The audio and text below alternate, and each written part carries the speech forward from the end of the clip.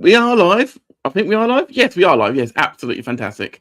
So it's me and Dan. We're back. It's been a while. Let's see if we can remember how to do this crap. Yeah. Not really. Can't remember now. Oh dear. This is a show of you to come. This is Matt. This is Dan, and this is the Volley, and we are live. The following has been brought to you by SJP World Media.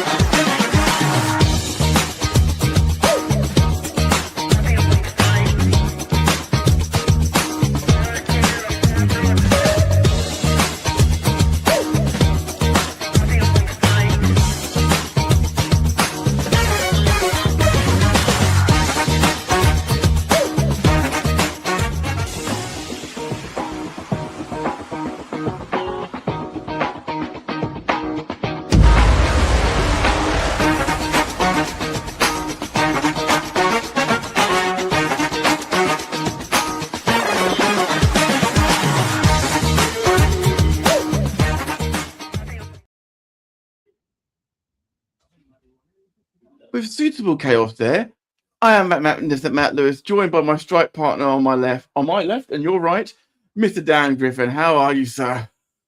Yeah, it's been a while, mate. It's good to be back.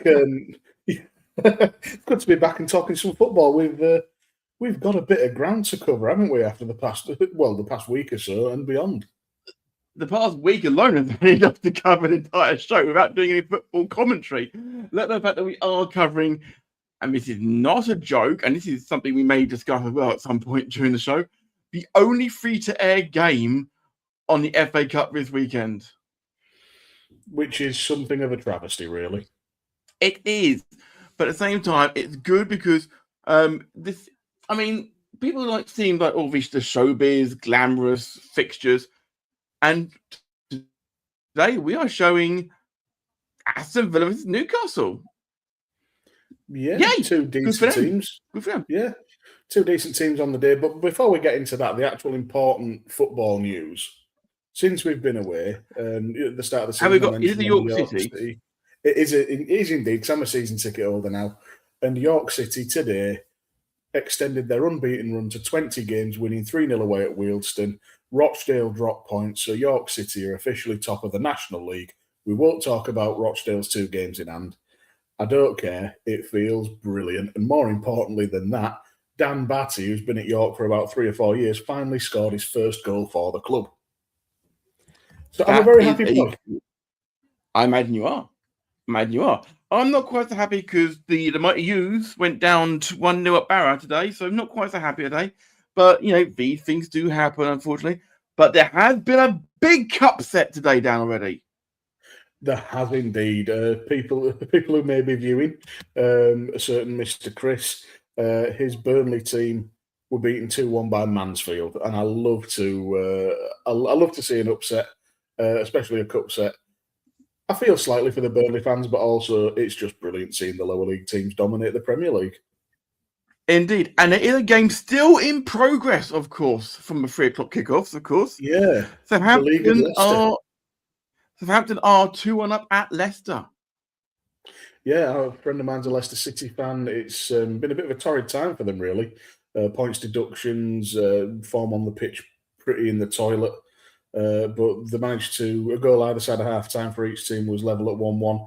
And then they've conceded in the 109th minute in added time. So, in extra time. And it's just about to finish there, I think. Leicester scrambling to try and get the penalty shootout on that one. Other things. I can see there is an icon of a chat stuff down. I'm just doing some behind the scenes stuff. So would you mind addressing who's in there for? My old partner from Unbooking the Territory, UTT Rob. He's busy watching Postman Pat with his boy, but hopes we have a great show. We will, mate. Say hello to baby Eddie for me. I hope he's in a better mood than last time we saw him because the poor lad woke up from a nap. So a big hairy monster like me sat in his living room and just cried at me, which is understandable. To fair, who wouldn't? Yeah. That sort of things. Exactly. And Rob, thank you very much for your essay on Good Cop, Bad Cop this week. We appreciate it. Thank you very much. And Konor had to wipe my eyes because I thought I was dreaming. The Volley is back and peak football is back. Well, it's not quite the National League, Konor. It's the FA Cup, but it'll have to do. Good to have you back, pal. But in the immortal words of the legend that is Clive Tilsley, never underestimate the power of the FA Cup. Yeah, absolutely. Draw you in. Good match today. Yes. Burton Albion took West Ham to extra time, and West Ham went down to 10 men, but still pulled out a 1-0 win. Man City did the business against Salford City, only won 2-0 though, and one of those goals was an own goal. Norwich City 3-1 against West Brom. Big win for them. I'm quite annoyed actually with it because half of these were on the Super Six, and Man City because they didn't repeat their goal scoring from round 3. My bet went for Burton. Oh dear! I only wanted 4. Is that all? Oh. Last night I went conservative when they played Oxford. I went 3-0 for them, and I only put 10 past them. Wasn't that Exeter? Sorry, apologies to Oxford. Yes, it was Exeter. Yes, sorry, apologies. That's all right. I thought 4 was, kind of reserved. Actually, I've not even seen the team that City put out. Let's have a look. Yeah, that team should have probably got a fair few, but they didn't. So unlucky, bud. Last night, Chelsea beat Hull City 4-0. Hull actually unlucky not to score a couple of goals. I watched a fair bit of that game. And Wrexham beat Ipswich. Wrexham go into the next round. And just 2 more games left today. Villa and Newcastle that we're covering, and Liverpool Brighton later on. But as usual, the big scoring game was in the National League as well, where Boston United, who are sort of around about mid to lower table, played away Scunthorpe, who were probably going to be in the playoffs, and won. Boston United won 6-3. Oh, what a mad league! Can I just say, sometimes football is chaos. Yeah, absolute chaos. Looks like the start of this show. It's almost as chaotic as this little thing. As RW Wrestling. Almost chaotic as RW Wrestling, yeah. Get the plug in. Me and Dan have been doing the commentary for the last 4 shows for RW. 4 or 5 for RW.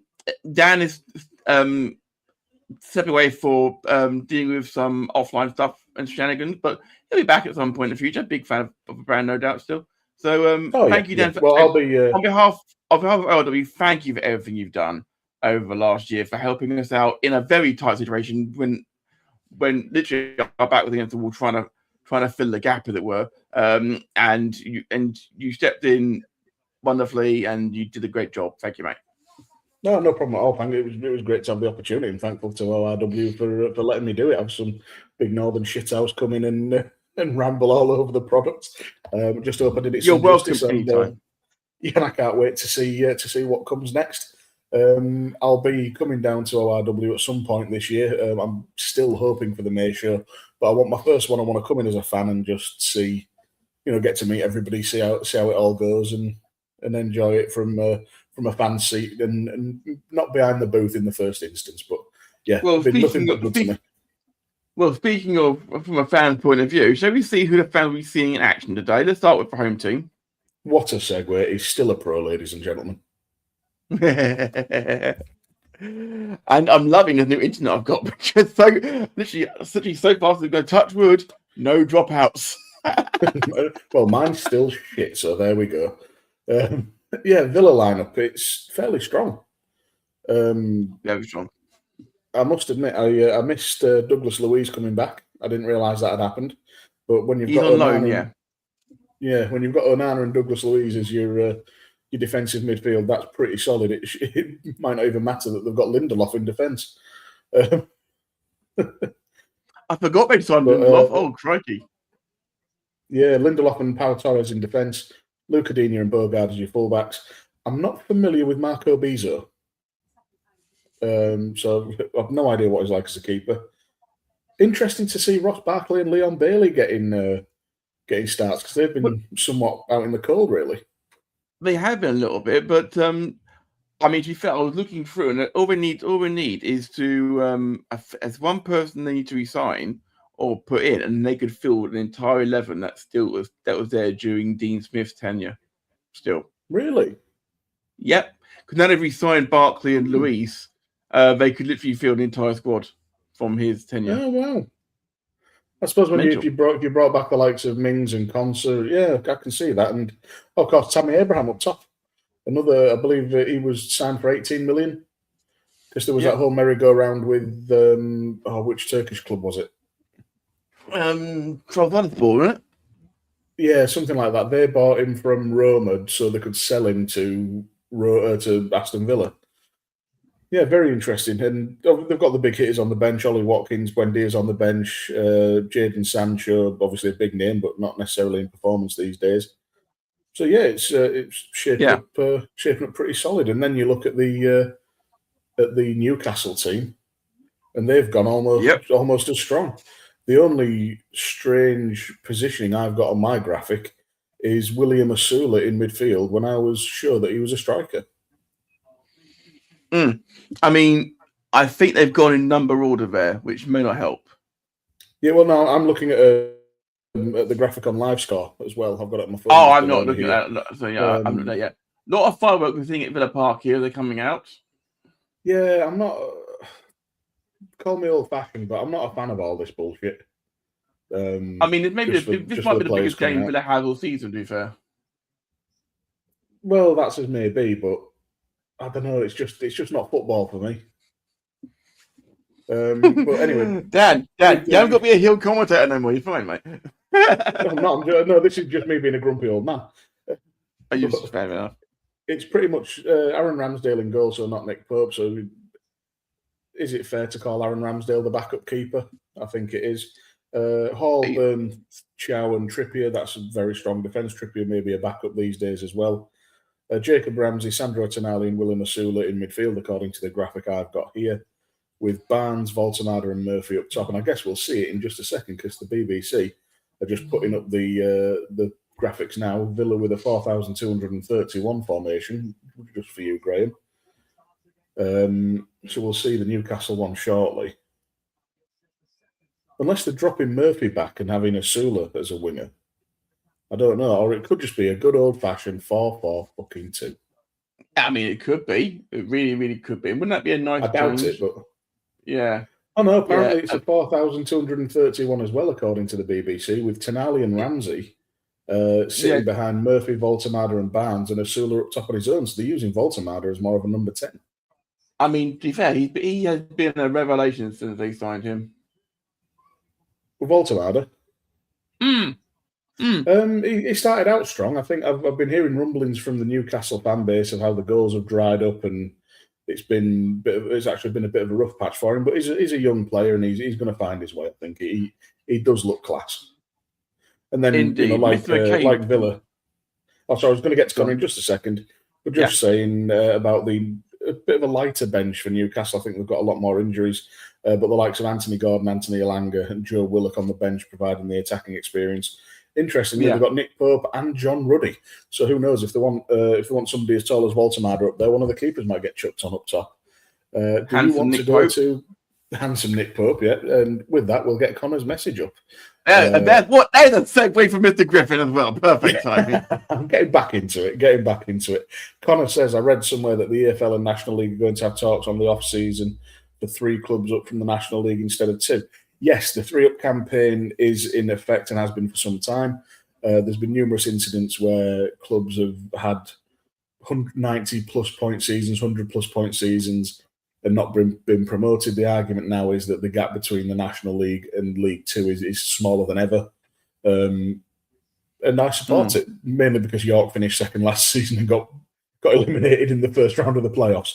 Do you remember the days, Dan, when it'd be 1 up, 1 down? That was even more brutal. Yeah. I remember what the keeper who scored in the last second to send Scarborough down. Oh, that was absolutely fucking brutal. They're absolutely fucking And brutal. Dan, we are did the protein kickoff here, of course. So we've kicked off on my end. We had kicked off. Yes, absolutely. Yes. 4, 5, 6. Yeah, we're about the same. Konor there saying that he lied and peak football is back next week when the MLS kicks off. You are entitled to your wrong opinion, sir. Yes. I mean, he's absolutely right. The MLS is back next week. So. Yes, but about it being peak football, I don't quite know the peak of what. I just realised something. Does the MLS pause during the World Cup? It must do. I think it's Villa. Sorry, Dan. It's fine. Tammy Abraham nods it down. I couldn't see that one. Number 31 is. Who was number 30? Oh, it was Leon Bailey who was trying to sneak in there. Really quick start.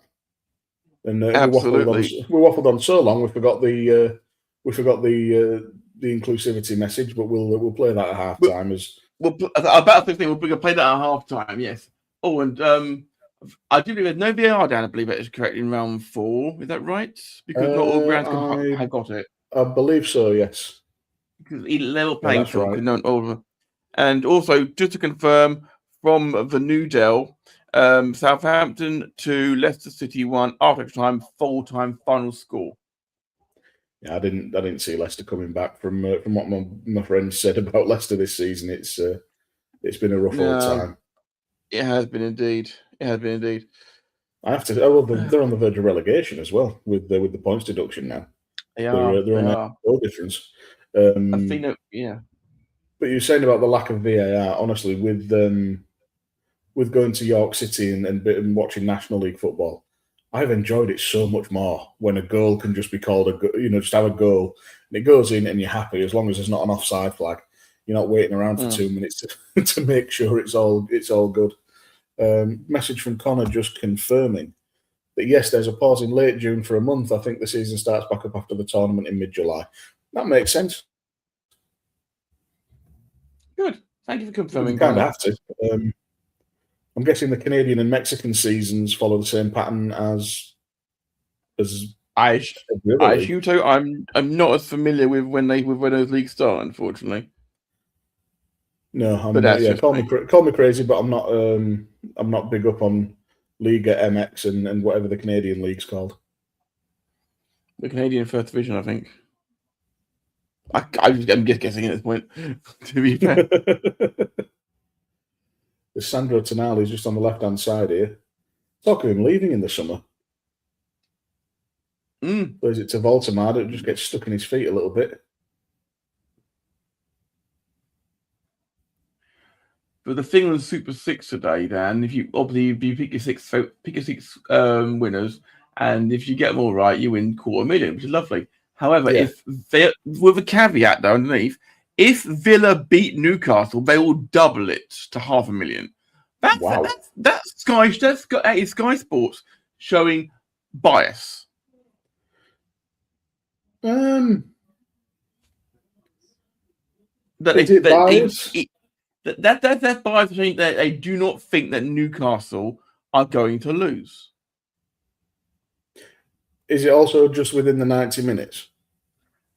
The results of that, yeah. Yeah. Okay. Yeah. I can see first booking already there for the pullback by Douglas Luiz. That wasn't even 4 minutes of the clock, guys. Oh, no, it wasn't a pullback. He kicked him. And then pulled him back. So, yeah. They said the kick didn't connect, but the pullback certainly did. Yeah. It's a long way to go on the yellow card, though. Yeah, if you had it's one of those things. Douglas Luiz, as good a player as he is, he's always good for a yellow card. He's the James Milner of Aston Villa. Then next year they're doing a late winter to early spring mini season to test the new fall to spring schedule in 27-28 to be more in line with the European calendar. Yeah, that makes sense. It really does. They're trying to break out here. Good defending from Trippier. Firm shackle, but not quite blood and thunder territory. Good feet from Voldemar. Good feet for a big man. Is that Jacob Ramsey? Jacob Murphy on that Oh, there's side. booing there. Who's booing who? See, Jacob Villa fans Ramsey are booing. was. Yeah, he was a Villa player, wasn't Yeah, went for the money. he? I think it's a PSR thing at this point as well, because Elliot Anderson went to Bailey Forest goes for goal, defended well. So Elliot Anderson go to Forest for 35, 40 million to bring things in line with PSR, and now he's they're looking at him being worth 100 million because he's a defensive midfield monster. Indeed. They're knocking the ball around quite well here in Newcastle. Indeed. Villa just prepared to sit back and pounce on the counter. Can't help blame. Yeah. It must be nice for Aaron Ramsdale to finally have a season where he's not involved in a relegation battle. Don't say that yet, mate. I think Liverpool are more likely to be down there than Newcastle. I don't know. Actually, no, Newcastle have been a bit shit, haven't they, recently? Given how well the coefficients he's been in Europe this year for England. He's played out to the right here, Trippier. Nod on from Valentine. Very heavy touch. Almost deflected through, and Villa will scramble it away. Yeah, a bit of ping pong there. Newcastle win it back. Villa's just struggling to keep hold of the ball a little bit. Yeah. Konor again. I'm just happy I get to spread my Columbus propaganda on your Twitter timelines again. There's nothing stopping you beforehand, mate. 7 minutes on the clock, still that was a quick 7 minutes, Dan. That was a very quick 7 minutes. It was, yeah. It already feels very much a siege mentality, doesn't it, from with Newcastle? It does. It does. Dan? Yes, love. There he goes. I'm just on the Pepsi for the moment, but I might. I've got some Kansas Stout in the fridge. I might pop one at halftime. I'm on a nondescript brand of cider tonight. Yeah, that brand that nobody will instantly recognise. I remember seeing that back on. Oh, that was bars from distance, and it's near the corner flag in the goal. Should we be generous and call that a cider? He's just finding his range. We'll call it that. Yeah. I remember play days back in the day, Dan. I do indeed. Oh, there's Thomas Tuchel, England manager. Yeah, he's extended his contract, of course. Yeah, some people compared to Fabio Capello. It's not quite the same deal. Different people in charge now than there were back in those days, but I can see the comparison they're making.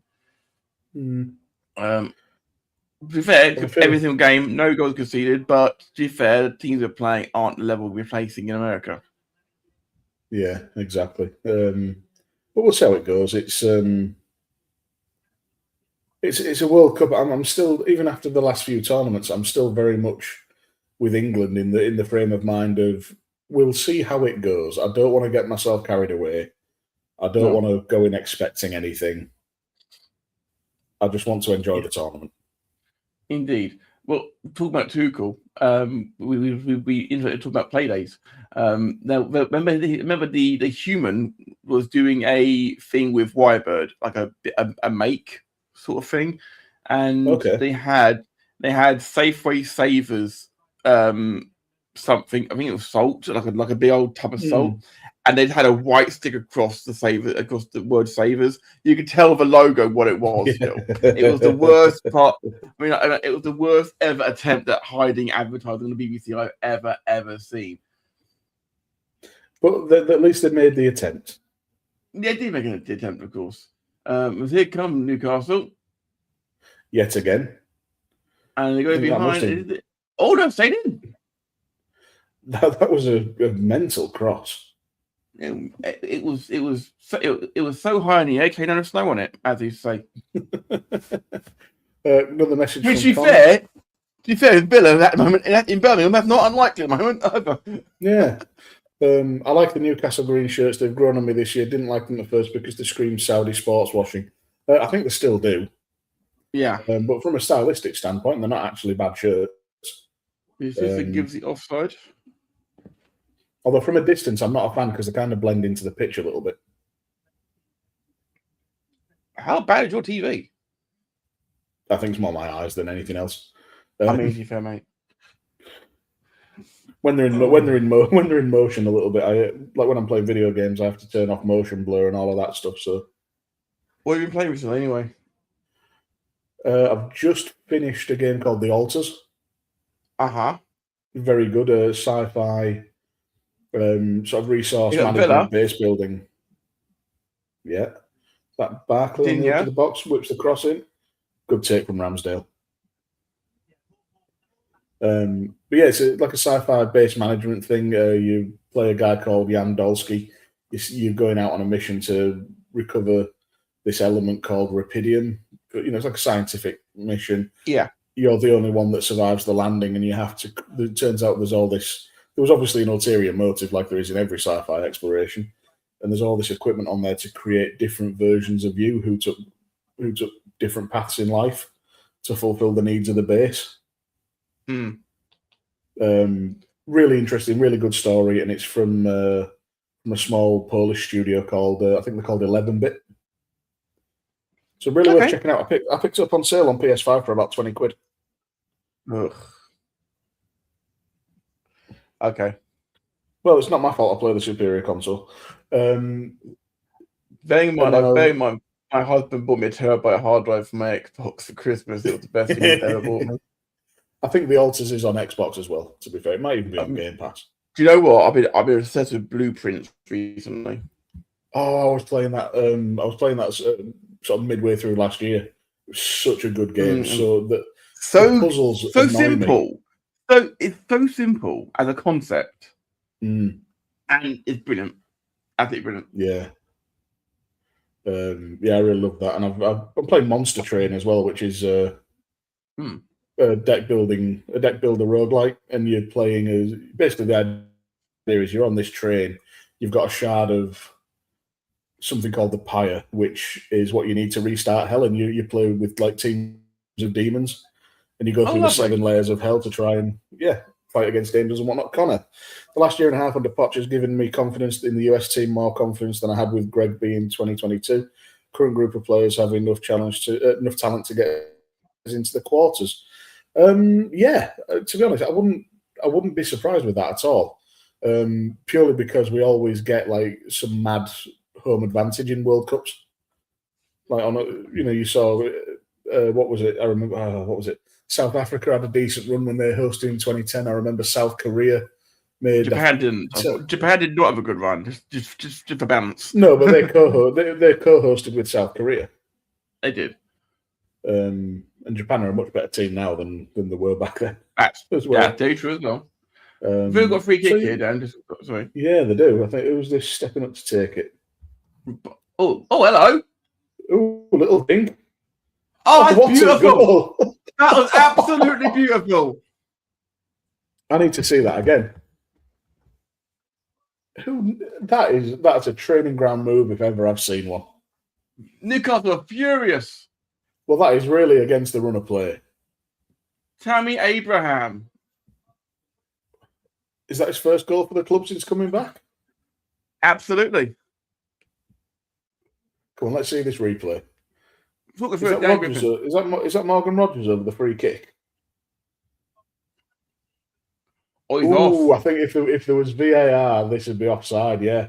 Lovely take on the chest and little dink home, but what a smart little chip over 20. It was 21. Oh, it's 30. Yeah, so I think that was it's Douglas Luiz. Gets himself booked and then provides the assist. Little dink over, take on the chest, slotted home, no VAR, 1-0 Aston Villa against the run of play. And suddenly Sky Sports looked like they might be forking out $500,000. Well, it could be if someone gets them all right, yeah. I'm loving the new settings on this system we're using now, Dan, because you can actually set a timer. I haven't got to remotely turn them off. Beautiful. It's literally just so lazy on my side of things. Absolutely. It's efficient. It's not lazy, it's efficient. Also, if you hear any noise from the other room, it's currently Scotland versus England in the rugby. And I do believe England took an early lead in that as well. Last I saw, Scotland were hammering England. I think England, they are actually at 31-13 currently. Yeah. One of the best sporting atmospheres I've ever been in was Scotland, England in the Six Nations. Murrayfield singing "Flower of Scotland." Just raises the hair all over your body. It's infectious. It's brilliant. Connor with a message saying Tammy heard that Tuchel is in attendance, so he's about to have the game of his life for a chance at the World Cup squad. Well, this is the thing, obviously Harry Kane's going to be the main man. So there really is competition for who plays backup, because you're going to need maybe 3 strikers if you're playing one up top. You'd think Ollie Watkins would probably be one of them. Yeah. So that third space is well and truly open. And if you're going on, it depends if you're going fully on form. Earlier in the season, Danny Welbeck went on a tear, and there was a bit of a clamour as to say, well, why, if he's in form, why not put him in the squad? Why would you not? Yeah. If you're going to go on form, then he should be calling up Ollie Pearce from the National League, who's scored 50-odd goals in the last season and a half. But don't forget, because that this was against when I play, you have to say, because Newcastle on the front foot. And now Villa seem to have put the tails up. Yeah, we said it was a siege after 7 minutes. A little pull of the shirt there by Voltemada. Plays it into Barkley, out to Leon Bailey. Cuts it back. Good block. That can go anywhere. Blocked by Chow and cleared by Lewis Hall. It's good to know we've stuck with our habit of not picking boring games. No, I'm very pleased about that. Just quickly, message from Connor while Villa build the next attack. Right now, the locks for me for the US are Pulisic, McKinney, Timmy Tillman, Weir, Adams, if he's healthy, and Matt Freeze. Yeah, they're all names that I know. And then Robinson and Dest as well. Yeah, I'd say that's about right. Perfectly blocked, by the way. He dropped to one knee and took it straight in the chest. Straight in the left tit. A bit of a whiff there from, who was that? I think was that Harvey Barnes biffing it? Oh no, that's Barnes getting fouled there. Oh well, I can't remember who's who on the pitch at the minute. It's slightly industrial challenge from Bogard there. Oh hello. Am I making it up, or did there used to be a player called Winston Bogard who played for Chelsea? Villa. Winston Bogard played for Chelsea as well, yeah. Oh, that's I think Tammy Abraham's getting a bit of trouble here. It was definitely offside as well. Yeah, if you're trying to replay again. Same time, though, if you're going to go by Arsene Wenger's recommendation, then next season there'll be clear light between the defender and the striker for it to be offside. Yeah, Wenger's been spouting that for a while. And yeah, Eddie Howe, not have a man.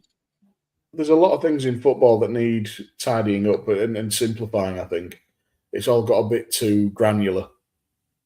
Yeah. I do like the semi-automated offsides. I will say that. It just makes it a bit simpler for everybody. And, as long as the technology works, it's just saying yes or no. There can be no accusations of bias.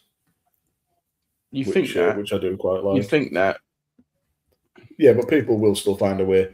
Again, I've said it before, when every club seems to think that the referees is out to get them or VAR's biased or whatever, if every club thinks that, then it just means it's not biased. It's potentially people running it are incompetent or make a mistake. But anyway, Connor saying again about the US national team as Voltemada, good turn on the edge of the box, plays it out to Trippier, Not quite where Trippy wanted it. Oh, nice little play into Valentine, who can't get the cross away. Yeah. Back out to the edge of the box. It's just fizzling out a bit. Connor saying New York City FC keeper Matt Freeze has had himself a Gold Cup in the Oh, and the back. But Villa get rid of it. Just about. Anyway. Yeah. Look at Dinya. That was a nice little cut inside. Mm. But yeah, Connor saying he'd have him over Matt Turner right now. Just depends on how they both start the season. Yeah, well, that's the other thing. When your season doesn't start until later on, it's actually, that's another thing. Connor's had a thing for Matt Turner. Sorry, wow, I felt that one. Connor had a thing for Matt Turner over the years, for sure. And not just in that way, I'm sure. Is he still on your backup Rushmore of goalkeepers, Mr. McCabe? Sorry, Dan. I'm sorry to talk all over you, mate. No, it's fine, mate. It's fine. I think we were struggling earlier on with a bit of a lag, so don't worry about it. No, we've not got lag. Typical. It's just brain lag now. Yeah. Alcohol's not helping that now, is it? Well, I'll let you know when I start drinking. Oh, yes, I was going to say, will it be an advantage or a hindrance for the US team? Given that the World Cup's in the middle of their season, is that enough time for them all to get up to speed? You know, the ones that do play there. Tournament, middle of a season, prime fitness, whereas everybody else has already done a full season, maybe had a couple of weeks off. Yes, they'll have a training camp. But it's just interesting to see how those preparations... Oh, Lewis Hall there, just tripped in the box.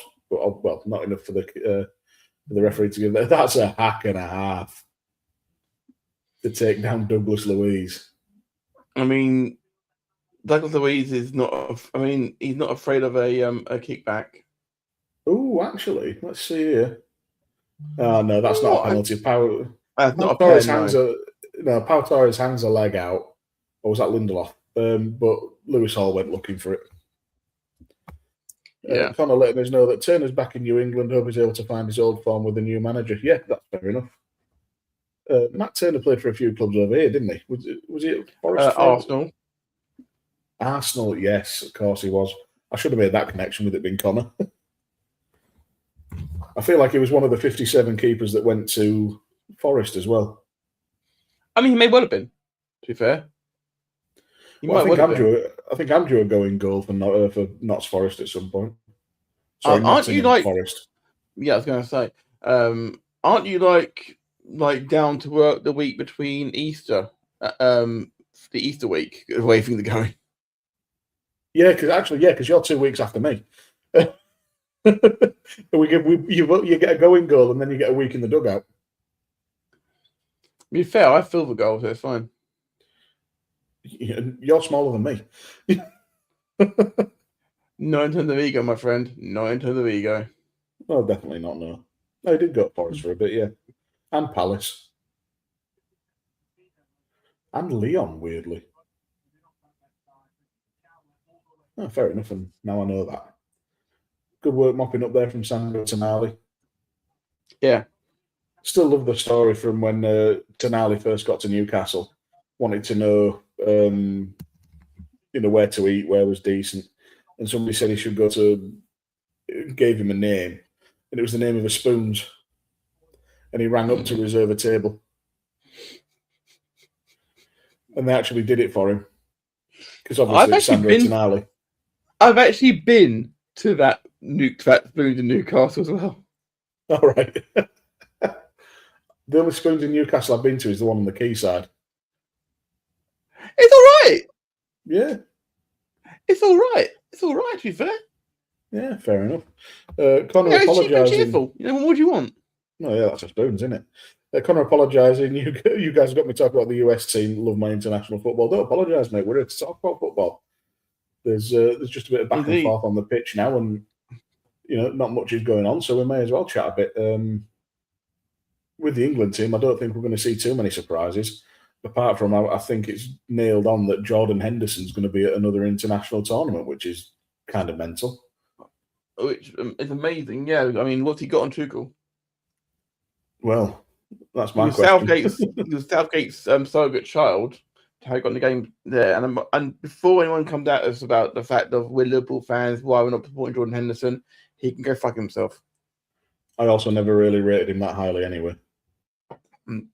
Didn't you once say this on the Doctor Who pod? Hendo want ball. Hendo not know what do. Yeah. Yeah. Hendo shout at people because Hendo not know what do. Spoons sounds like the name of a back alley strip club. Mate, the sights you see in Spoons, dear me. It's yeah.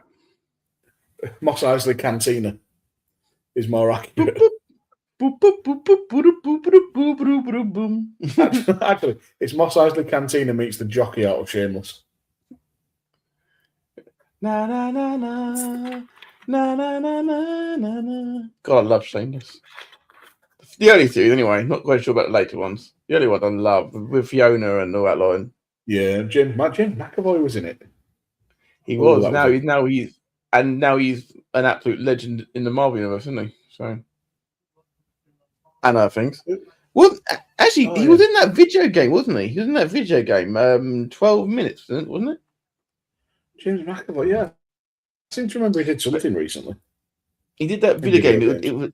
That video game called 12 Minutes. It came out during lockdown because that's what people were doing. They could make films, so they got a lot of very talented actors and actresses doing video games remotely.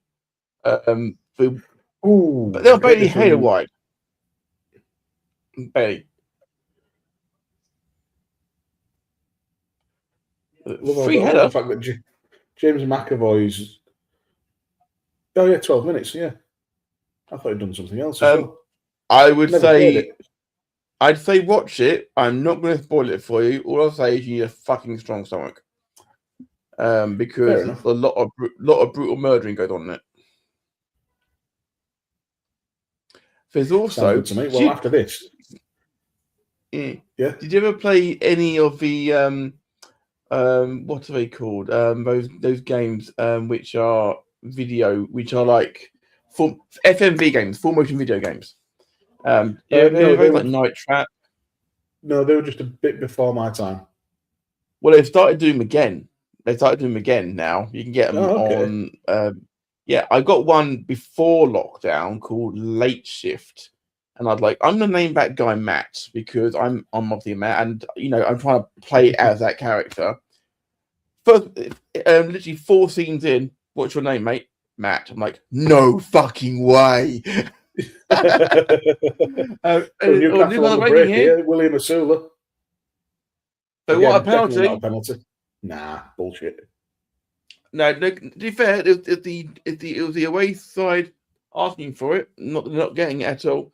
The reason why I say about that is there's a game called 5 Dates, I think it's called, where you're a guy going out on a dating website during lockdown. This is set as well, like during the collapse NHS period when it was set, and he and the guy, it's 5 girls. You don't get a choice of it being with guys. You don't get a choice, but it's fine. One of the girls in it is the woman who plays Yasmin Khan from Doctor Who. Oh, sweet. And I'm like, well, clearly she was between jobs. She couldn't do Doctor Who at the time, obviously, during lockdown. So I'm thinking like, well, yeah, I get why you do it. You take a gig, don't you? Yeah, get the work where you can get it and get paid. Every time I play it, I make sure I get to the end with her character. Yeah, because I actually like Yaz. Yaz was good. Yeah, I like Yaz. Yeah, she's ace. You can tell there's been a bit of a no. She wasn't. She was not ace. All right, she was not ace. Okay. It was Sophie Aldred. Yes, thank you, Matthew. So open goal. I'm so sorry. I think I'm Villa. Unlike in the football. Yes. I know it's not, but I keep thinking it's John 4. It's not, obviously. That would be different. I keep thinking Tior is John 4, which is obviously a very different defender of the people. I thought you said John Ford, which immediately got me thinking of Alan Ford, who played Bricktop in Snatch. Fair enough. Connor's come back about. It does. just finished watching Cold Water with Andrew Lincoln. Really enjoyed the first season. Glad they left it open for a second. I've never watched it. I'm usually behind with most things. Andrew Lincoln. What do you know best for? Hold on, Fat, because here come Newcastle with Barnes. Ooh, He goes, that is a penalty for me. No, it was a bit That's of a a penalty for fall. me, Dan. It was a dramatic fall, I think. If there was contact, he's done himself. It's a great run. That is a fantastic run. He doesn't get the ball. Let's see from this angle. Knocks it on. No, in fact, Barnes. I think Barnes catches the back of the Villa player's leg. As Lindelof actually tries to play football. But to answer your question, Andrew Lincoln, I best know him for The Walking Dead. I first remember him in Teachers. How's that for a reference? I remember Teachers. Yes, I remember Teachers. Yeah. What a show that used to be. I don't remember much of it, but I remember him being in it. Because then Walking Dead came out a few years. Because I watched that when I was at school. Walking Dead came out a few years later. I think that's him out of Teachers. I just need to quickly check my stats here because he was also in Love Actually as well, of course.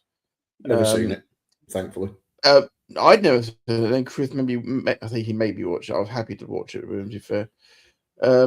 Was he in? Just checking. I don't think he was. Now I'm looking at it. No. I thought he was in that. What's it called? That's really helpful, Matt. Really helpful, Matt. I thought he was in. We've got Graham. Got Graham in the chat with us. Happy Greg Valentine's Day, chaps. Happy Greg Valentine's Day to you as well, Graham.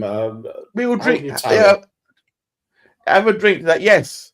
He's. I actually tried phoning him to see how he was earlier, but he was in a shop at the time, so I couldn't take the call. I think he's feeling somewhat deflated.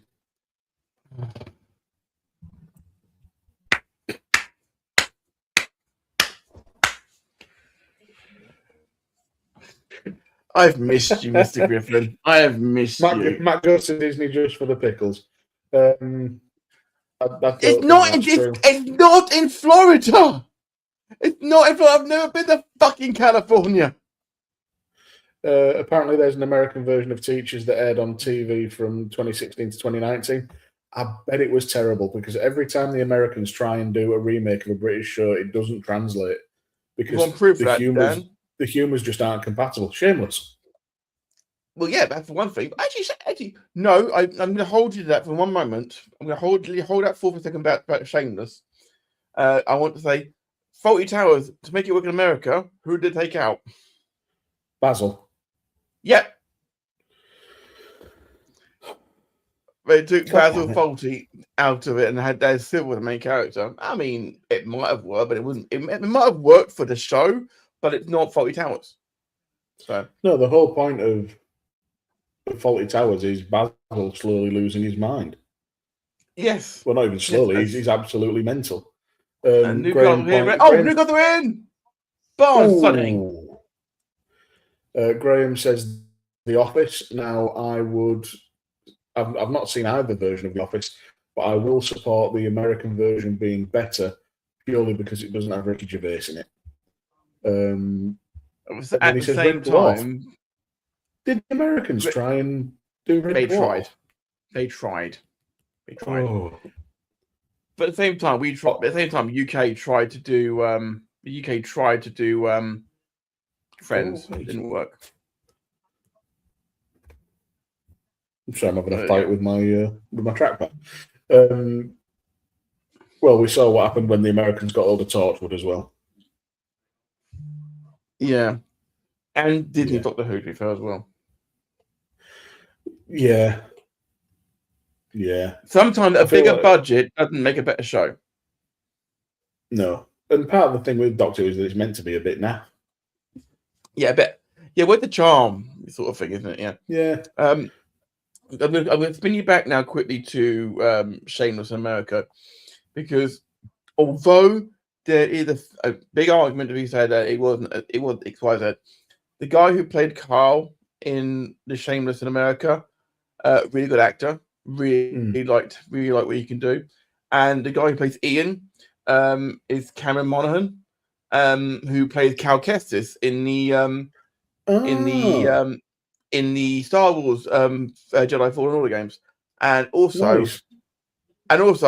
whew, I wondered when that was going to happen. I mean, to be fair, when they came out to do the big press thing after the lockdowns for the next Jedi game, he came out to do the whole and literally was obsessed by ponchos for the whole thing, and he's like, "Where's the poncho? Cameron!" They were just shouting that the whole time. I'm like, yes. Graham just confirming to us that the Americans did indeed try Red Dwarf, and it was piss poor and short lived. Well, yeah, they didn't have Dane John Jules, and they didn't have Robert Llewellyn in it, though, or Chris Pratt. Actually, the whole cast, to be fair. Yeah, and saying, Matt, that's why I'm not investing my millions into Good Cop, Bad Cop. You'll just hold your money like a dragon, like the other billionaires, won't you, Graham? Dragon's dead, as it were. I nearly made a joke that I would have instantly regretted. There's probably one that Ryan's already made on Good Cop, Bad Cop. I'll see how long it takes time and let you know if he ever does. It'd be very poor taste. Yes, even for me. Villa have got the ball at the back. It's back with Bezo. I quite like saying his name, Bezo. Or Bizzet. Graham saying, I'm wondering if casual watchers are wondering what that phallic object is behind Matt to the left, but afraid to ask. Is that you wanting to know what the phallic object is? I believe it's a baseball bat wrapped in barbed wire. I think does it say for Graham on the handle? It says for when you're finally done with his shit. It says used in case of emergency. I'd like to point out at the same time, this is obviously not real barbed wire. This is a cosplay weapon. What a shot from Douglas Luiz! Just skimmed over the bar there. Oh, don't fall over. There we go. Oh, Graham knows what it is. He said casual watchers. Hey, because Graham, shut up. Thank you. I've forgotten how much you like to shut him up. I was just channeling my inner Ryan. And then he redeems himself. That barbed wire is ribbed for Matt's pleasure. As if it had touched the sides. Newcastle on the break here. Dare you, sir! Oh, that was late! Kieran Trippier, that was a day late, $1 short. I was wondering if I could sneak that. No, he got there first. I apologise. Danny's on file. Well, yes, it's just what happens when I loosen the connection between my brain and my mouth. Yeah, all the shit falls out of it. I mean, your words, mate, not me. That's my approach to comedy. Just keep talking until somebody laughs, or until they ask me to leave. That works for me as well. As well, mate. A couple of people at my work was like, "Oh, you're so funny." I was like, "And this is the stuff that I say at work. Imagine what I'm editing out." I have to cycle through the first 15 jokes and then get the 16th out. Get this down. Okay, hang on. Serious question: are you doing a pie club on Pie Day? Well, I have a pastry. It's not pie shaped, but it is a pastry wrapped in with a savoury filling inside it. Yeah, but Graham's meaning on the 14th of, I believe, on the 14th of March, because he works in American days. If we were going to do one using the English dates, we'd have to be on the 31st of April. Well, I can say that I won't be here for that because I'm going to be ringside. Yeah, you will be. I'll be ringside at ORW presents the King of the Gauntlet. So Graham saying that Pi Day is March 14th, not February 4th. Yeah, nobody said it was February 4th. It's not 4th today either, Graham. Did you mean 14th? Did the numbers man miss a number? Oh, I missed you. I missed you. There he goes. Well, Graham mocks a lot of people for the maths, and I like to mock his reading comprehension. I did the same thing this week on Good Cop, Bad Cop. Make sure you listen to this week's episode. It will be out momentarily, if not already, on digital. I mistyped. Yeah, sure you did, Graham. Sure you did. Pi approximation day is July 22nd, 2022-7. Okay. Numbers man's doing the numbers. My mind just melted at that thought. I thought it was pickled.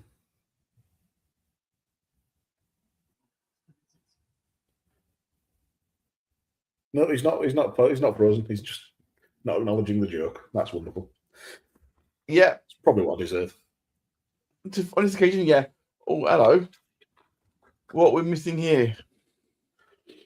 I don't know, but I always worry about footballers in white shorts because they're one bad fart away from disaster. Luca Dino was he a little bit late here? Just a touch. Saw a red card for that earlier today. Oh, that's a sore one right on the ankle. I do believe Mr. Potts got red card for the same thing earlier today. Yeah, for West Ham. Oh, he's taking a chunk out of his shin, which wouldn't happen if shin guards were actually shin guards and not just bullshit pieces of plastic that don't cover the full shin nowadays. There was a very funny joke that happened on the first day of pre-season testing in Bahrain on Wednesday, Dan, and it is shin guard related. One of the mechanics gave George Russell a pair of shin guards because while they were doing the shakedown in Barcelona, George Russell banged into the very sharp front wing of his Mercedes and cut his shins open. Nice. So, and it was a meme that went round everywhere. So they literally do the admin of their social media. The social media admins for F1 teams are fantastic. They're literally spending the whole time thinking, like, what can we do to make these guys look stupid? Nice. And as the free himself. And here comes the freak. Do you know if that'd been better contact from Voltamade? That'd been better. I actually think this was nodded down by a Villa player. Oh no, it skipped off Pau Torres into Lindelof. Dropped on by Ramsdale. Sorry, not Ramsdale, Bezo. Ramsdale doesn't play for Villa, Dan. No. Stop being an idiot. Indeed. You're not an idiot, you're fine. Graham explaining what pi approximation day is. 22 divided by 7 is 3.142857 to 6 decimal places, which is close to pi, hence July 22nd is pi approximation day. Now, I listen to a podcast called Small Town Murder. They also do Crime in Sports and Your Stupid Opinions. And every so often, the host, James Petrogallo, pulls out something he calls the Sahara dry fart fact of the week. I would like to dub that the Volley's first Sahara dry fart fact of the week. Because God help me, I actually found that slightly interesting. I mean, I dare say it's interesting. Doesn't mean that it's necessarily useful. God, we're nearly at half time here, Dan. It's flown by this first half, hasn't it? It has, yeah. It lulled a bit in the middle, but we'll see what Villa can do from the corner. If Villa get a 2-0 lead going into half time, that's not exactly deserved. Not really, no. Bailey's over the free kick in the corner, sorry. It's low. That would be a pervert corner. An unintentional pervert corner. Oh, that should have been 2. I'm pretty sure, Mr. Byrne, that is not repeatable on a family podcast. Oh, if we're talking about footballers swearing, in more York-related sports, this week saw York City Knights' first game in Super League for the Rugby League.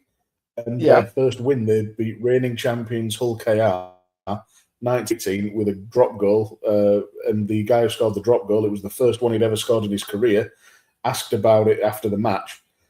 He just went, yeah, fuck. And then to apologise, and that was marvellous. I mean, that'll be it. Pervert corner here. Played near post, nothing doing. Another corner. Another corner Graham, to Newcastle. I'm so glad you called me out for getting a date wrong. Yeah, I did. And I'm glad you had something up your sleeve, because more messages is more engagement, which is good for us. Absolutely. It's always a good thing. Always a good thing indeed. Only 1 minute in the first half here, Dan. And as always, any Mickey taking and callings out, it's all in jest. We actually it's the most part anyway. We didn't actually do our predictions at the start of the game, Dan, either, did we? Because with it being an FA Cup, I had no idea which way it was going to go. With the strength of the team as well. And that's a fair comment. The break here. Oh, Bezo. Oh, he's got a red card. That was stupid from Bezo. What was that? A straight red card. Well, I know what he was doing that far out, but that is insane. Talk us through it, Dan. I'm not sure I can. The goalkeeper's come out to try and retrieve the ball because Newcastle are on the break and there's only 2 players. It's 2-on-4 effectively from a defensive point of view. So Bezo's come out. I'm just waiting to see the replay, but he's taken out somebody. I don't know if it was. Well, this is going to put a cat among the pigeons, isn't it? Well, it's a good job. I know it was Villa who got 2 goalkeepers on the bench. So Trippier plays the ball out. Whoever he plays it to is in his own half, takes it down, and it's such a late tackle. It's straight red, nothing wrong with that. It was. He does it, and then there is no argument there. That is a straight red right in front of the red. He put his hand to his head straight away. He knows what he's done. Yeah, because just get back in your fucking goal, you idiot. So Martinez is coming on for second. And Emery's actually saying, I don't like that, by the way. You fucking stutter. You know Emery there, patting him on the back as he comes off, say like, it's okay, man. No, he may just cost you the fucking game. Yeah, it's a weird one from Emery. I think it's one of those time and a place things. I imagine he'll give him a dressing down in private. But so they've got to do it in public. They've got an outfield player off here to bring on. Are they bring on Martinez? Yeah, they have to. He's the sub keeper. He's crackers. Oh, for any wrestling fans who happen to have Twitter, just a cheap plug because tonight is True Grit Wrestling's first episode of the latest True Grit TV. Starts at 7:00. Maybe don't leave us to watch them, but certainly go to it after. We've got some more people. We've got some more thing in the chat. Yeah, more thing in the chat here. Share it on screen. Share what on screen? We can't share that for legal reasons. We can't share the game for legal reasons. Yeah. Bad Psychic Pod. Matt, why did I get tagged about this on Twitter? I only talk to you on BP because I have to. Fair. Thank you very much, Zarte. And Graham simply saying la la la la la la la la la la la. Love you dearly, buddy. Love you dearly. Hope if you are watching, then love you for it. If you're not, then I don't blame you for ignoring me. To be fair, mate. Now, V is doing a great job with Bag Psychics. You do go check it out on their YouTube. I've done a few shows with them, and I'm hoping to be on their shows for their WrestleMania and SummerSlam shows this year. Well, we're making bad predictions, so I fit right in. Oh, and as a body check, who subbed off, by the way? We missed that. Yeah, I missed that completely because I'm too busy checking Twitter because Graham's having a laugh saying they're calling it because we called him out for mistyping a date. But apparently on our graphic, we have Saturday the 14th of April, 2025. Fair enough. So that was you. Oh, fine. Well, fair enough on that side of things. I'm absolving myself of all blame because I did all the calling out. It's still got Bailey. Bailey. Well, I can kind of see why, but Leon Bailey, I thought, was having a decent game.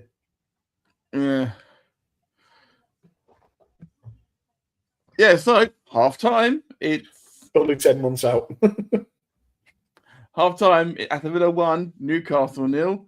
Mr. Griffin, what a first half. Yeah, it was pretty fun.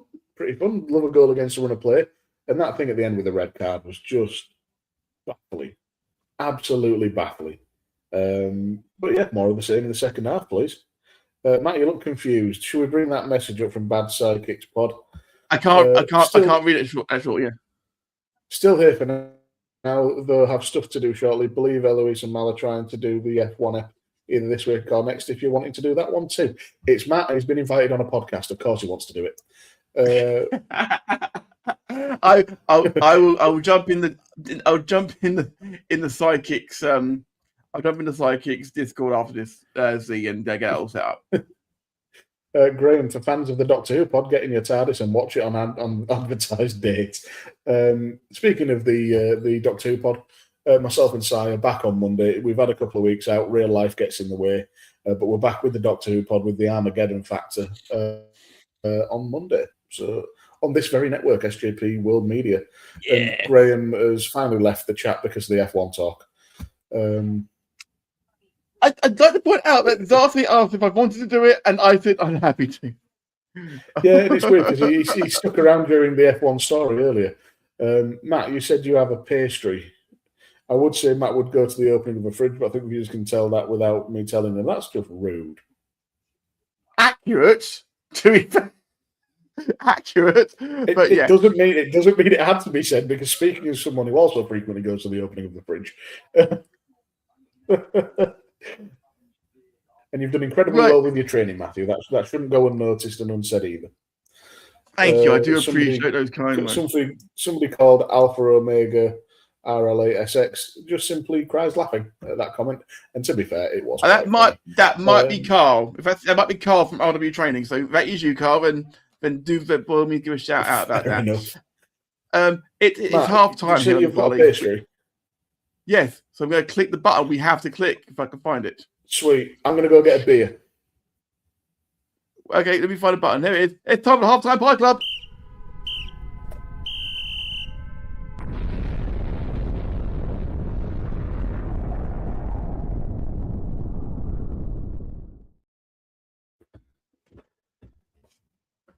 Yep, it's Pie Club time here on the Volley, where we open our pastries and our pies and basically talk about what we have seen so far.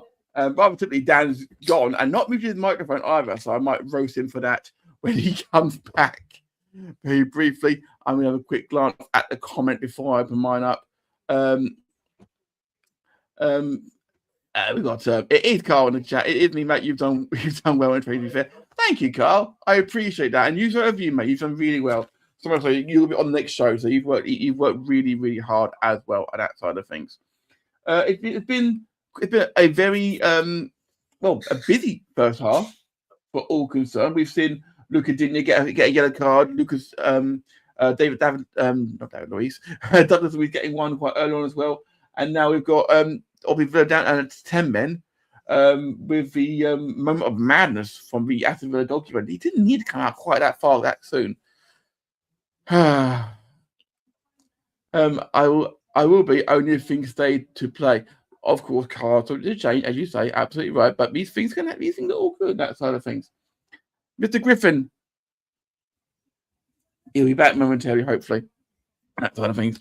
But yeah, what have I got pastry wise today? I've gone a bit old school today. I've gone for just quite simple, the chicken and mushroom. Simple today. That's what I'm going for today. So I'll wait for Dan to come back before I start eating this, because otherwise I'll be eating a pie on stream on my own, and I don't want to do that. It'd be quite so rude. But I believe the arrival of the Griffin is approaching from behind, as it were. And not Papa Griffin, is he watching? He's watching the rugby apparently in the next room, and I'm guessing he's not enjoying things. So last time we checked, Scotland had destroyed England in the rugby. I think it was 31-20 in the end. That's brutal. I would say, as terms of rugby goes, I'm not the biggest rugby fan, but I have been to on GCBC. You eat when you're up to talk, for folks. I mean, I'm not. I can always edit that out afterwards, Graham. This is live. You know, this is live. It's very different on that side of things. Libations are quite enough. I forgot that I'm not on my tablet. Matt looked shocked at my last joke. Also, Matt immediately had some sort of. I'm nothing if not a hypocrite, Z. I'm nothing not a hypocrite. Dan, what beverage have you brought back from the fridge? Well, I will say just first of all that I put the hippo in hypocrite, so there we go. I've got a pint of stout. Oh, very nice. Is it branded or is it off-brand? Well, it depends what your class is off-brand. I walk my granddad's dog every night, and he gets me a 4-pack of beer every week. But they've been building up. It's Brewdog's Blackheart Stout. Oh, like a bit of Brewdog. Yeah, I used to like them until they became a $1 billion corporation and became the same corporate shitheads as so many other companies, while still pretending to be punk. Punk, indeed. Yeah. So if my facts are right here, and correct me if I'm wrong here, I do believe that Scotland destroyed England in the Calcutta Cup. Yes, and that would be why, Graham. You haven't heard Papa Griffin yet. Is he watching? They just clicked on to see Bezo do his madness, but they were watching the rugby, which is why there wasn't much to shout about. Yeah. And Ireland just came from behind to get a victory in the Six Nations. Ireland almost won Italy almost won a game. Jesus Christ. Yeah, I caught the end of that too. But it's okay. England cricket beat Scotland, so it's 1-1 across the day. Yeah. Right, so Dan, I'm going to tuck into my chicken and mushroom slice while you give your thoughts on the first half. It's not been a bad game. I enjoyed it. The more I think about it, and I saw the replay when I was just in the other room, I think Douglas Luiz. Was it Douglas Luiz who went in for that tackle? There should have been a sending off for whoever went over the top and into the shin. On that tackle. I think it was Luiz. Oh, Dina, yeah. The other shithead, as we've just seen goals from earlier. That was a banger from Somerville. So it should be 10 men each, quite frankly. Villa scoring against... It should be 9. It should be 9. It should be 9. Oh, yes. Yeah, of course, with the keeper as well. Hang on, 9. Oh, indeed. Yeah, sorry, yeah. I'm all flustered now because I realised I'd forgotten to have my medication, so I've just gone and taken that. You've seen the Mansfield goals from earlier, by the way. Oh, yeah. What a header. What a very good header. A lot of empty seats at Burnley. Oh, does this go in? Oh, what a free kick. Do you know, it's mad to me how many clubs seem to struggle to sell tickets to FA Cup games. I went to FA Cup game. The cup match again. Yeah, I went to the first round game between Barnsley and York. York took nearly 2,800 fans, and we pretty much doubled the crowd. This is purely down. When their better blue Birmingham counterparts are playing tomorrow lunchtime. Well, that's a scheduling issue. This is the only one I could watch. Yeah, because it's not TNT. We're not preferring this game over that game. This is the only one Dan could watch. So it wasn't a choice thing at all. It was a case of it was this one or none. So he chose this one so we can talk about everything while we're watching this game, to be fair. It's as bad as James getting on as who's a Wolves fan. Give it time. It's still another half yet. Give it time. We've got Advert for Gladiators, which is currently being shown on the red button and then shown again at 8 o'clock tonight, which I've got to admit is... Gladiators, Bionic, was a guest at York City midweek. Oh, yes? Which one? Bionic. Oh, I like Bionic. He's 6'6" and well worth the climb. He's massive. We walked past. So my season tickets are like 3 rows back from the front in the East Stand when he walked past them. And he went, and he still was in taller front than of you. Yeah. He blocked out half a pitch. It was him and Guy Mowbray, because Guy Mowbray's a York boy. He lives local, comes to a lot of the games and does a lot of the hospitality speaking and whatnot. Yeah, he lives local. So does Mark Lawrence and Ricky Sprazier. Bad Psychics Pod again. I'll be finding a stream because I agree. Fuck TNT. I feel I tastefully edited that. Yeah, we cannot officially condone any streaming of sports through dubious means. Yes, but we can condone swearing at corporations. Absolutely, yes. Fuck them. No, so just for balance, as it were, fuck BBC, fuck ITV, fuck Channel 4, fuck Channel 5, fuck Discovery, and fuck Sky. Just for balance. Fine though. Do they still work? I have no idea. I have no idea. Graham, tell us, does his babe station still on air? You'll know. On that note, do you think Wayne Rooney's lost weight in the face? Potentially. I know his latest hair transplant's working. Yes, he's got more hair than me. I do like how they put Rooney in the middle, who's had the hair transplant, and then you've got Dion Dublin and Alan Shearer, who are proud baldies. Dion Dublin, I see more than I should, to be fair. Now with Setanta Sports, now that's a pull. That is a pull, Setanta Sports. I remember my one Setanta Sports experience was watching Manny Pacquiao versus Ricky Hatton on a pay-per-view. I got up at 4 a.m. to watch it, and Ricky got knocked out inside 2 rounds. I was devastated. I think I remember my experience was when the Pussycat Dolls came out to for a boxing thing where Vitaly Klitschko won the World Heavyweight Championship, and Steve Bunce, who was doing the punditry in the studio, just said like I don't find them entertaining. I don't find them entertaining. It's like, and the other guy with him, she's like, that's not what I dare, Steve. Yeah. So they're thinking, I want to be famous. That's what we're not here for. That come on, like, no, you're not here for that. Everyone has come to see the naked ladies because that's what I think it was all about back in 2009. Well, yes. On a boxing note, I'm considering going to watch Fabio Wardley versus Daniel Dubois heavyweight title fight, all British, at the Co-op Arena at Manchester in May. Have they finished that yet?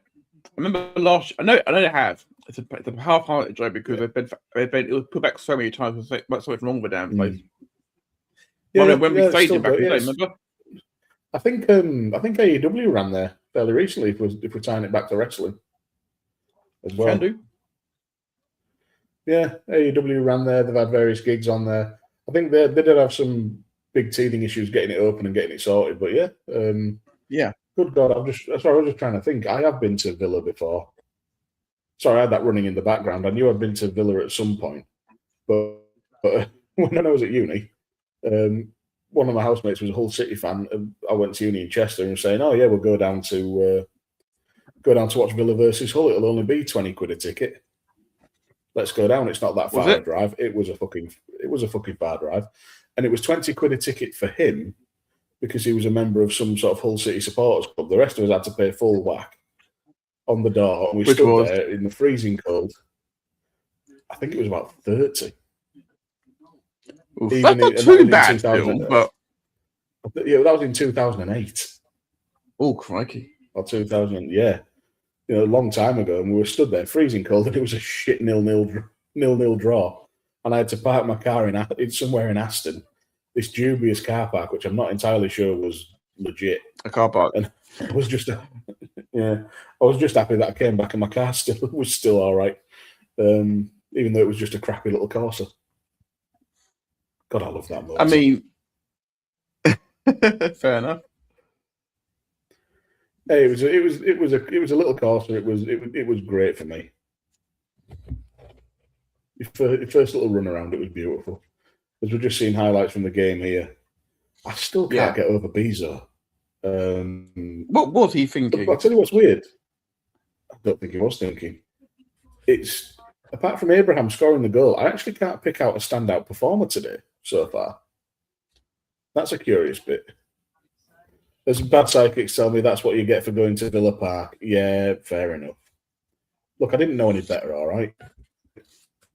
That's two-time champions from Countdown Z telling you that as well. So man's not silly. So just about to get underway for the second half here. Yeah. So on that note, because we haven't done it earlier, we also need to say that, of course, we support the kick-out message here on the Volley. As we approach kick-off here on the Volley, we would like to remind everybody that we at SJP World Media all support the Kick It Out campaign. Equality for everybody, regardless of race, gender, or sexual orientation. Let's kick it out together and enjoy the game we all love together.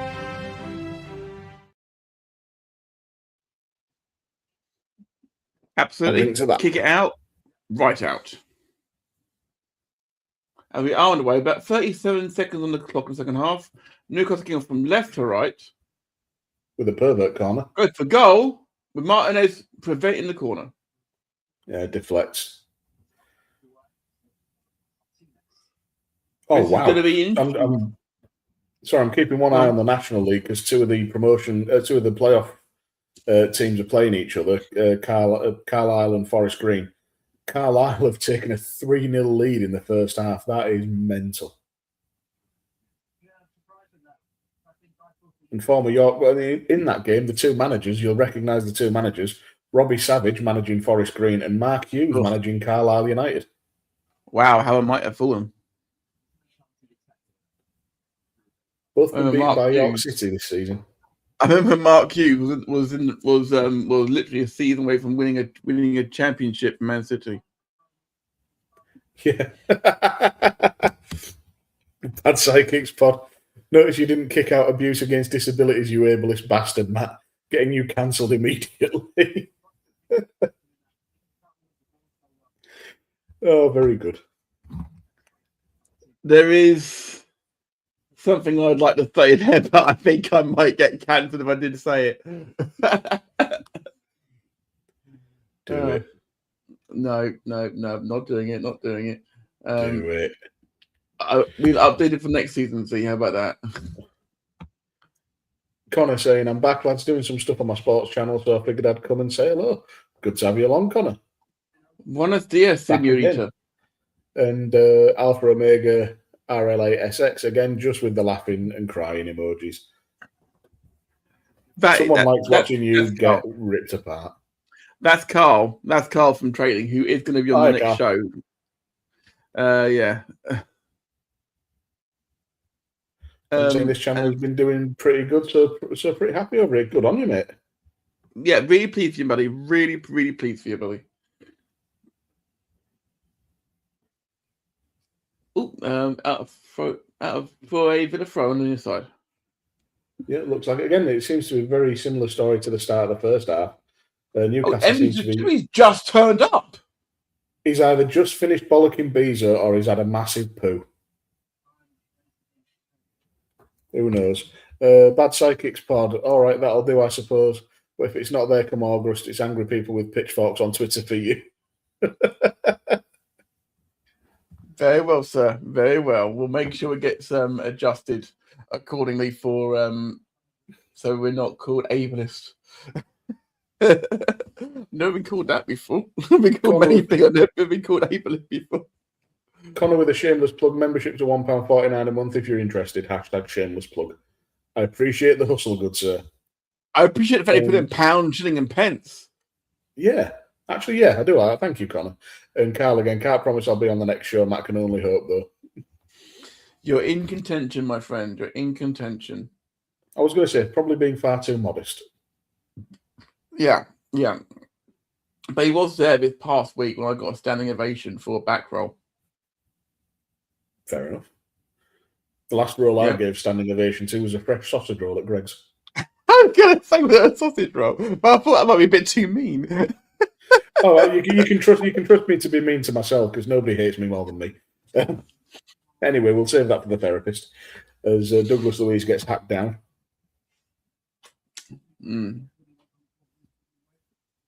Jacob Murphy's been a real success story of Eddie Howe's coaching, hasn't he? I mean, that's true. I feel like one thing Howe's been incredibly good at with this Newcastle team. Yes, they've spent money. They've not gone. They've not gone the whole hog. They've not done what City did for years. They've not done what Liverpool did last summer. But he's brought in players like Jacob Ramsey and just made them better. So often his teams are greater than the sum of the parts. Oh man, it's sold him short there. Yeah, just a little bit. Nice turn from, I think that was Barkley. Calling the chat for you, Dan. Oh, there we go. Connor asking us, what did the backup Villa keeper do to get a red? He rushed out to near the halfway line and fouled someone, denying a goal-scoring opportunity as the ball's whipped in, easily taken by World Cup winner Emiliano Martinez. I've said it before, I'm going to say it again. When I was on my honeymoon in Disney World in 2023, there were Messi shirts everywhere, but there were more Martinez shirts. Yeah, weird that. But who doesn't love a shithouse? Bad psychic spot. If anyone tried to give me a standing ovation after I roll out, I'd ask them if they're taking the piss. Yeah. I mean, to be fair, you get standing ovations anyway because of your wit. Absolutely. Like, and Newcastle is knocking out every single Newcastle player, bar the goalkeeper, is inside the Villa half now. Yeah, I don't think we'll see Alan Ramsdale doing what Bezo did. The cross comes in. See, that's where you want to see your 6'7" number 10 attacking the ball. Oh, what did you check there? And free kick in favour of Newcastle. Yeah, yellow for diving. For Villa, sorry, Villa. Yeah, Carl saying some of us may have. And Bad Psychic Squad, I am fucking hilarious, to be fair. Yeah, I feel like we'd get along. And anyway, stuff to do. Have a good show, gents. Thank you very much. Enjoy whatever stuff you got to do, and hopefully see you soon. Absolutely, and I dare say that Mr. Griffin will check out the Bad Psychic stuff at some point. It's a good laugh. I will try and find room in my rotation. Mm-hmm. You can always listen to the background, obviously, so it's fine. Nice thing to have. No, yeah. To be fair, I listen to a lot of podcasts because I always have one ear in at work, so I have a good 8 hours a day. Yeah. I genuinely didn't think that Z would pop in, but that's what happened. We tag people. I really hope that he wasn't that upset about it. Yeah, actually, Matt, funnily enough, I'm currently I've been binging a series that you probably are aware of, Dungeons and Daddies. I'm aware of it. I don't listen to it, but I'm aware of them, yeah. Fucking hysterical. Yeah. Yeah, and Graham could be go old Dungeon Dragon chat. I'm off. The thing is, everyone always assumes that it's like Lord of the Rings. It's not. It never ends up like that. So this season they've been playing Call of Cthulhu, but trying to stop world-ending cosmic horror in 1950s small-town America. Yeah, that sounds like Call of Cthulhu. Yeah. It's one of those things where I do not have the patience to play the games myself, but I love listening to the podcasts because it's just there for pure amusement. You what, Matt? Like Dungeon Junkies, for example. Listen to me, no interest in playing the game yourself. I Pretty think much, yeah. around the back and it goes behind for a goal kick. Yeah, I don't want to sit around a table for 6 hours. Are you okay, husband? I'm okay. Okay, good. How'd you take today? Not been too bad. A couple of flare-ups, but it's been all right. Okay. Take it easy. I've seen a bit. Hi, Chris. Love you. Don't you start as well. Get up over the J look. That's just going to make me worse. Yeah, no. I'm fully aware, Dan. Fully aware. I am 10 minutes in nothing the if first not a half. prick. 10 minutes in the second half already gone, by the way. Yeah, on this Shall we- on this April the 14th, 2025. Absolutely. Happy Valentine's Day to those who celebrate. No love lost here, though, from Aston Villa and Newcastle, though. Well, you fucker. That was very good. I appreciate that. Thank you. Tonali. That Chow taking the ball Oh, forward. hello. The heavy touch. Oh, that could have been such a good little move. I think that was definitely off the Villa defender. Oh, Asula's going to talk himself into the book here. Yeah, Chris just said See the the same reverse thing. He's like, angle. nah. Ball played through. Yeah, that was Douglas Luiz, surely. Chris just. So What did you say, Chris? got a close That up. wasn't something. It wasn't subtle what Oh, he said no. there at all. Actually, I think Luiz played it onto Asula's boot. Has he talked? He has hasn't he? Yes. I mean, that's probably the fairest. That's probably the. Oh, it's with Jacob Ramsey. I do apologise. I don't know what anybody looks like and didn't see the number on his shirt. And in that far advanced position, I assumed it'd be the striker. Villa looking for a second here, though. They're pressing a little bit. Yeah. Big Dan Burn there. You're not getting around Dan Burn, are you? Uh-uh. Do you reckon Burn will make the World Cup squad? On form, you'd think so. I mean, Tuchel's not afraid to drop players on bad form, has he? Look, we did with Bellingham. Very true. Very true. Man, the England midfield three could end up being Elliot Anderson, Declan Rice, and Jude Bellingham. That'd be tasty. Like for years, us fans have always said take the players who are on form, but it comes down to it. They pick the same player each time they go to the tournament, and they pick these players. I mean, it doesn't mean it because of how well they played. They don't play them. They play them with squad players, and they don't actually play them. Don't give them a chance to play. I've just seen the Liverpool. Play. Yeah, I think it was. I've just seen the Liverpool team sheets come through. Yeah. For the 8:00 kickoff. Mm-hmm. I'm honestly amazed there aren't more changes. What does Rio Ngamoa have to do to get a start? Well, I thought he might in the cup. Nope, he's on the bench again. Looks like Szoboszlai or Jones is going to be playing right back. But there is a start for Chiesa, which I'm very happy about. Yeah. Federico Chiesa, we bought for very relatively low money last season, and he's been a little bit of a revelation this season, hasn't he? No, he's fit. Oh, I love him. I love him as a player. He chases. He puts so much effort in, so much energy. He reminds me of a Dirk Kuyt, but with a bit more flair and a bit more skill. Graham, the chat's asking you a question. Who's playing right back? It's going to be Szoboszlai or Jones. I think it's going to be Szoboszlai, which worries me because he is not a defender. No, and some people may ask this question: how are he able to play? Because he got a straight red card against City. It's because it wasn't given a violent contact. So it was a one-game ban, wasn't it? Yeah. Graham saying he already answered. Yes, but we always read out the comments anyway, just in case you didn't hear. Carl asking for the full lineup. So Alisson in goal. We'll say Szoboszlai at right back, Van Dijk, Konate, Kerkez. Midfield of McAllister and then McAllister and Gakpo. And then Salah. Hang on, how's this going to work out? No, go for the players. Sorry, this is I might have missed 1, 2, 3, 4, 6. What the fuck? You are Dan? Oh, Verts. No, I'd missed. I couldn't figure out which player I'd missed because they've done the thing with the match graphic where they've just listed it by number and not in formation, so it always throws me. So it's going to be Salah, Verts, and Gakpo behind Chiesa as the ball's whipped in by Digne.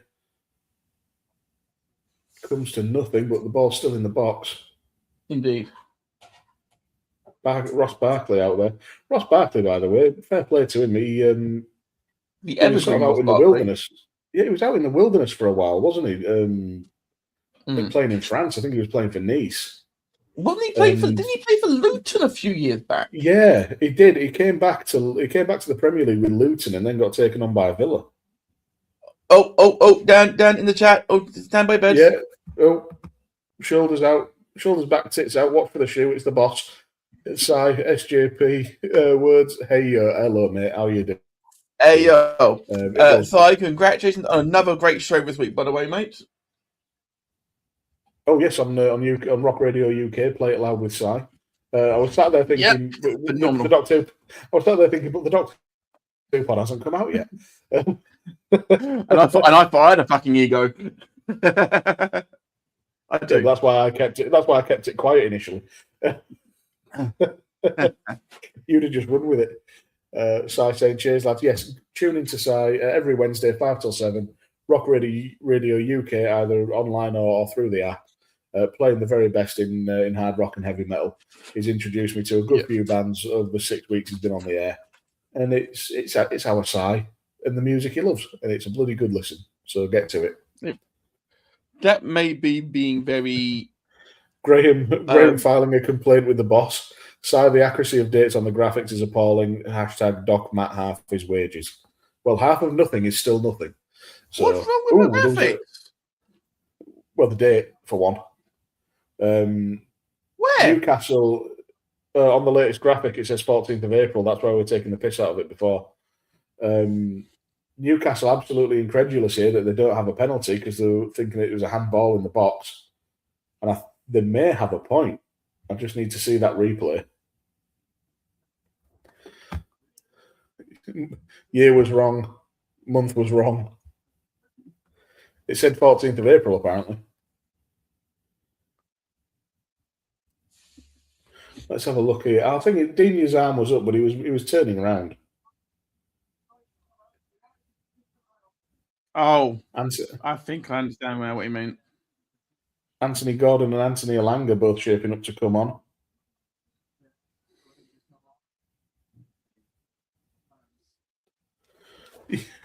Graham saying that's why I said check Twitter like 10 times. 14th of April 2025 was date posted on graphic. Yeah, we had a conversation about this, Matt. Yeah, just in that. Yeah, that one entirely my fault. Yeah, but it's nice of you to catch up half an hour after we spoke about it. Well, I wasn't even paying attention because it's Graham. And I apologise. I made that graphic when it was very, very, very late at night. So I apologise. That was the last time we were set to go live, I think. Well, April. No, it's because I edited it. It's punched by Martinez. Just taking off Dan Burns' head. Tonali, it's in! Game on. You'd kind of expect it with 11 against 10, but it's taken a while for Newcastle to break Villa down. It looks to be a bit of a screamer from Tonali, but I want to see if there was a deflection there. Before we get that, Graham said, as I included the picture when I tagged you, not rocket science. Yeah, but Matt hasn't checked Twitter.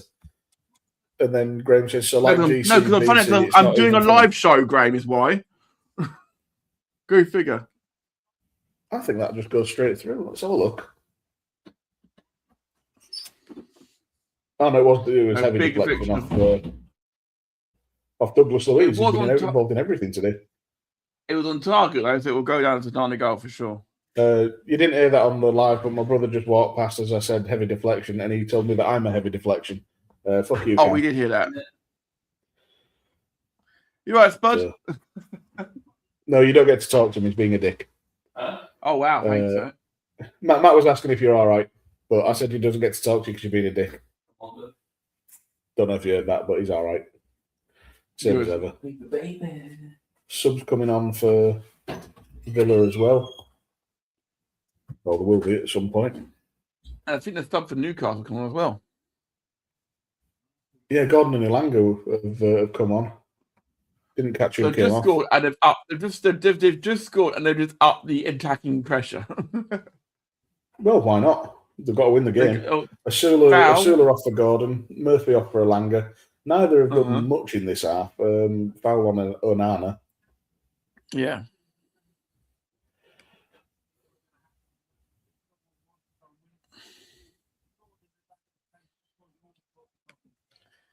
Carl in the chat is saying to me like it was going woe before it hit the Villa player. I mean, may have done. It might have possibly. done.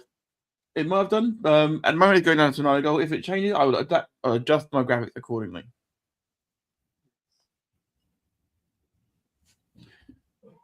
Subs on. Is that John McGinn coming on? Yeah. Well, a good question because I've got 18-11 up and number 10's there.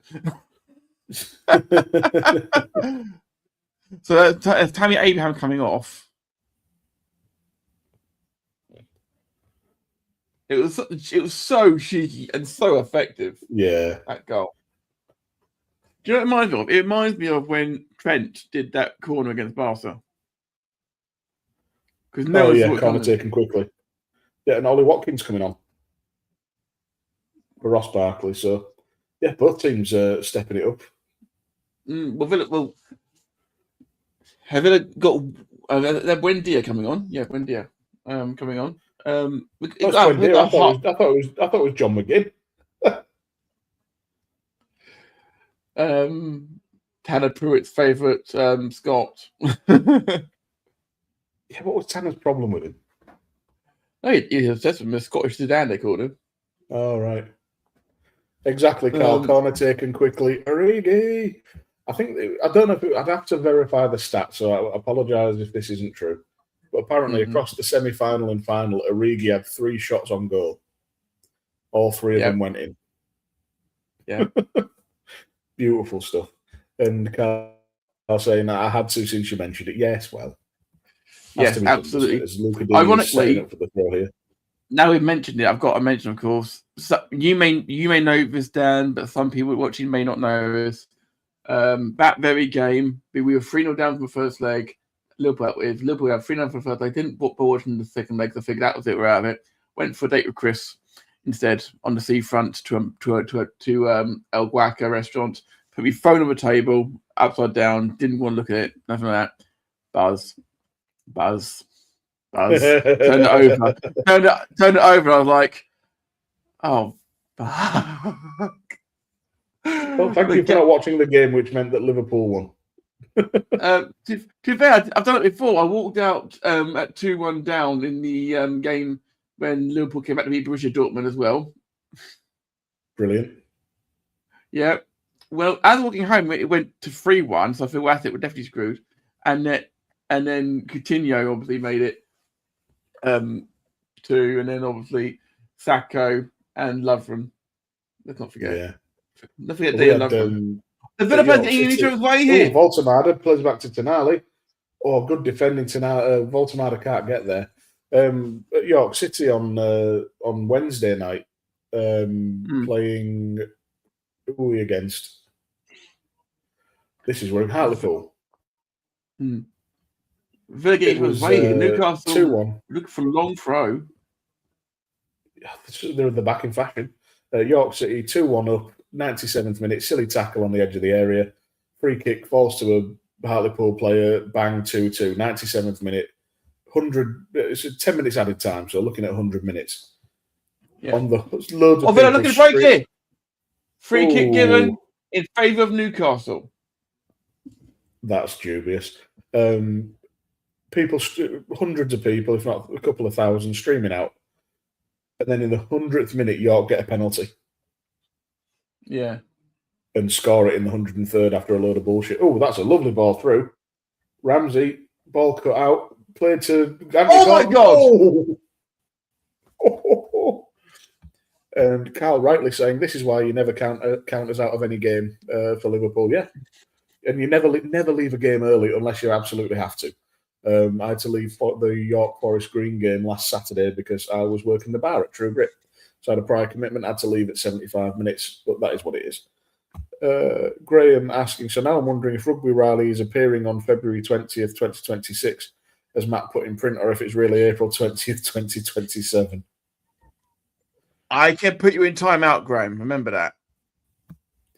And then it says, I missed the second half after Liverpool went 3-0 down to Milan at Champions League final.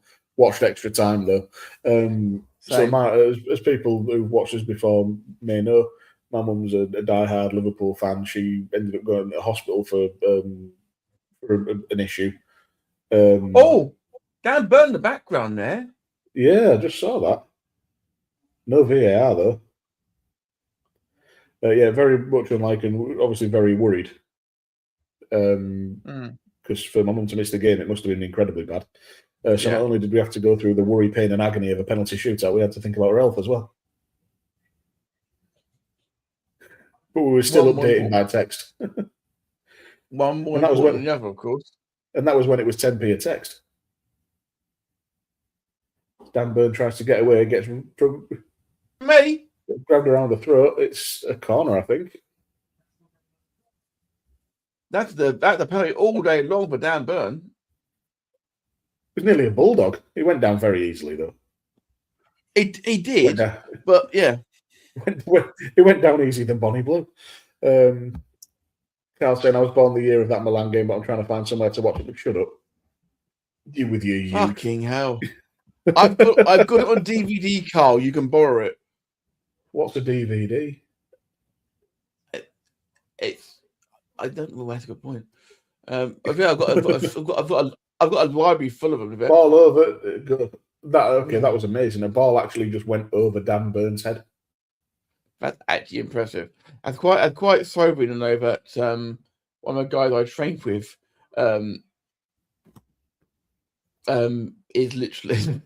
Yeah, I was good-naturedly mocking. He says he loves DVDs. Yes, physical media is fantastic. Preserve physical media. Absolutely. If I may quote Ryan from the Nish guy, go follow him on Twitch. By the way, he's a great laugh. When we had Mad Dog Mason come on, go call back off for the second time. Quote Ryan, my bones have turned to dust because Mason's first live wrestling show was AEW. Oh, that's disgusting. That's disgusting. People weren't born after 1989. Don't be silly. I'm not going to dignify that with a response for Graham because he's extolling the virtues of watching things at higher speed than intended, which completely ruins it, and also means that you miss vital context and bits and pieces of what's going on, as you do consistently, Graham. Yes, but he actually watched the Women's Rumble at the cinema at time one and hated it. Found mainly because he couldn't talk to people about it. Yeah, that was a weird thing though. Like, I know you're in a cinema and you shouldn't, you shouldn't talk when a movie's on, but a wrestling event's very different. You need the atmosphere. If you're going to be somewhere like we did a few Royal Rumble meetups and watching in a bar, and it's really fun. Yeah. And part of that is the socializing. It's the reaction. It's getting to have a laugh and a joke and a bit of a shout and a ball if you want. My bones have just started creaking down. I've seen it. I can't do it. I'm going to do it. I'm going to pull the Band-Aid off. Although actually, it sounds pretty good because I think was this the event run by Dupper? My first live wrestling event was ORWGPW Back to Skull. I mean, fair, Duffer was on the card that day for sure. I remember it well. My first live wrestling event was Back to School, ORWGPW. That was, I think, my second or third commentary. That was your third one. Trippier. Oh, Kieran Trippier, that's so hard. It's going to land in Sociedad. I was going to say Birmingham City, but yeah, okay. Oh, I couldn't think of a Birmingham ground quick enough. Still travelling. That is still travelling. In Sheffield in 1994. My first live wrestling. Sorry, Sarah was saying well said about the times two thing. Go ahead, Matt. Yeah, my first live wrestling show must have been, and I think in person would have been LTN back in 2013. Mainly because no. First live wrestling show was in 2003 in London Docklands, the Docklands Arena, which is gone now. And it. Oh, what's a ball? Langley falls on his face. I was going to say, and the main event was Tajiri and Rikishi versus the FBI. Wow. But bearing in mind, on the card, you also had the Guerreros versus Team Angle for the tag titles.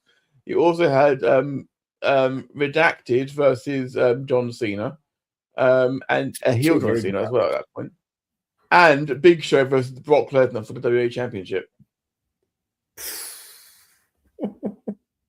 That's a bit good.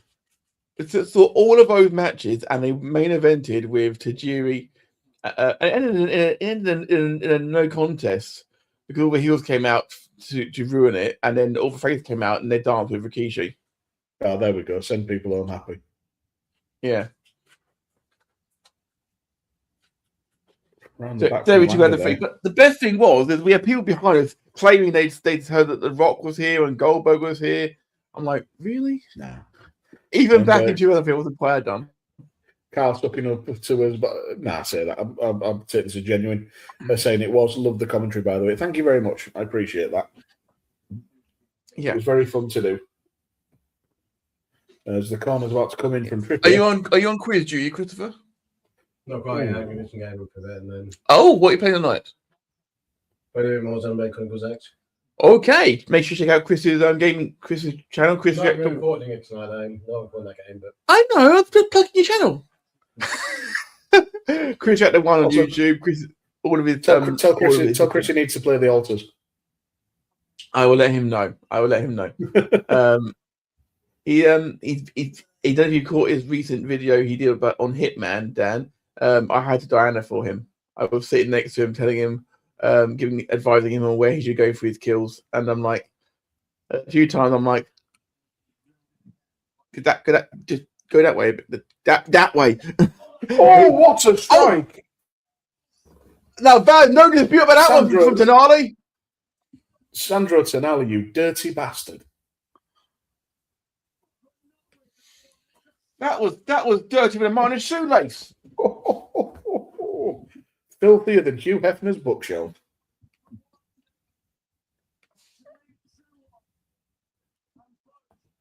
That was an unreal strike. I need to see that back and what led up to it. As Emery, I think, was preparing to bring on Sancho. Hugs all round for the Italian maestro. Aston Villa 1, Newcastle 2, Dan Griffin. Headed out by Villa there, just popped to Tonali by Dan Burn. Oh, it's one of those beautiful strikes that it stays about an inch or two off the turf. Oh, that is an absolute piss whistler. Oh, that is the aforementioned chef's kiss. Yeah. Martin ain't getting that. Strike. Don't think any keeper's getting to that. That was a stunning goal. Beautiful. Absolutely beautiful. What can Villa do? They've got 13 minutes plus some change to get back into this. 13 minutes down to 10 men. You'd say it's a miracle, but we've seen what they can do when they're down to 10. Any team can turn it on and become a massive handful. Letting us know. Sorry, go on. No, I was going to say, Sai saying his first wrestling show was one of those WWF tribute efforts in around 94-ish. Yeah, I went to one of those as well. It was headlined by a small fella dressed as Hawk, calling himself the Legend of Doom. I love that. And Carl saying that it's still doable. Yeah, I went to one of those in the Opera House in York, and they had a guy there dressed as JR in a broad Yorkshire accent doing live commentary. And at one point, when the fake Kane and fake Undertaker, who I don't think combined were 7 feet tall, he was just there just going, choke, slam, trying to get people to get into it. And it, even at the tender ages of, I think, about 9 and 6, me and my brother were just like, this isn't like it is on telly. And there were there's the Geordies with the tops off. I like the shirt, midfield maestro. Maybe leave the shirt on, mate. So we can see the shirt you're trying to show us. And Villa trying to break again. Oh, and Villa are breaking. Lovely. It's just a bit too far. Ramsdale comes out and collects it safely in his own box. Bezo, take note. Do you think Bezo may not get another game this season? Well, it's gone from Bezo to Bozo, I think with those clown antics. You are not wrong on that one, my friend. I've been sitting on that for so long. Oh, well done. Don't know if this is coming on now. Well, it's Ramsey going off, I think.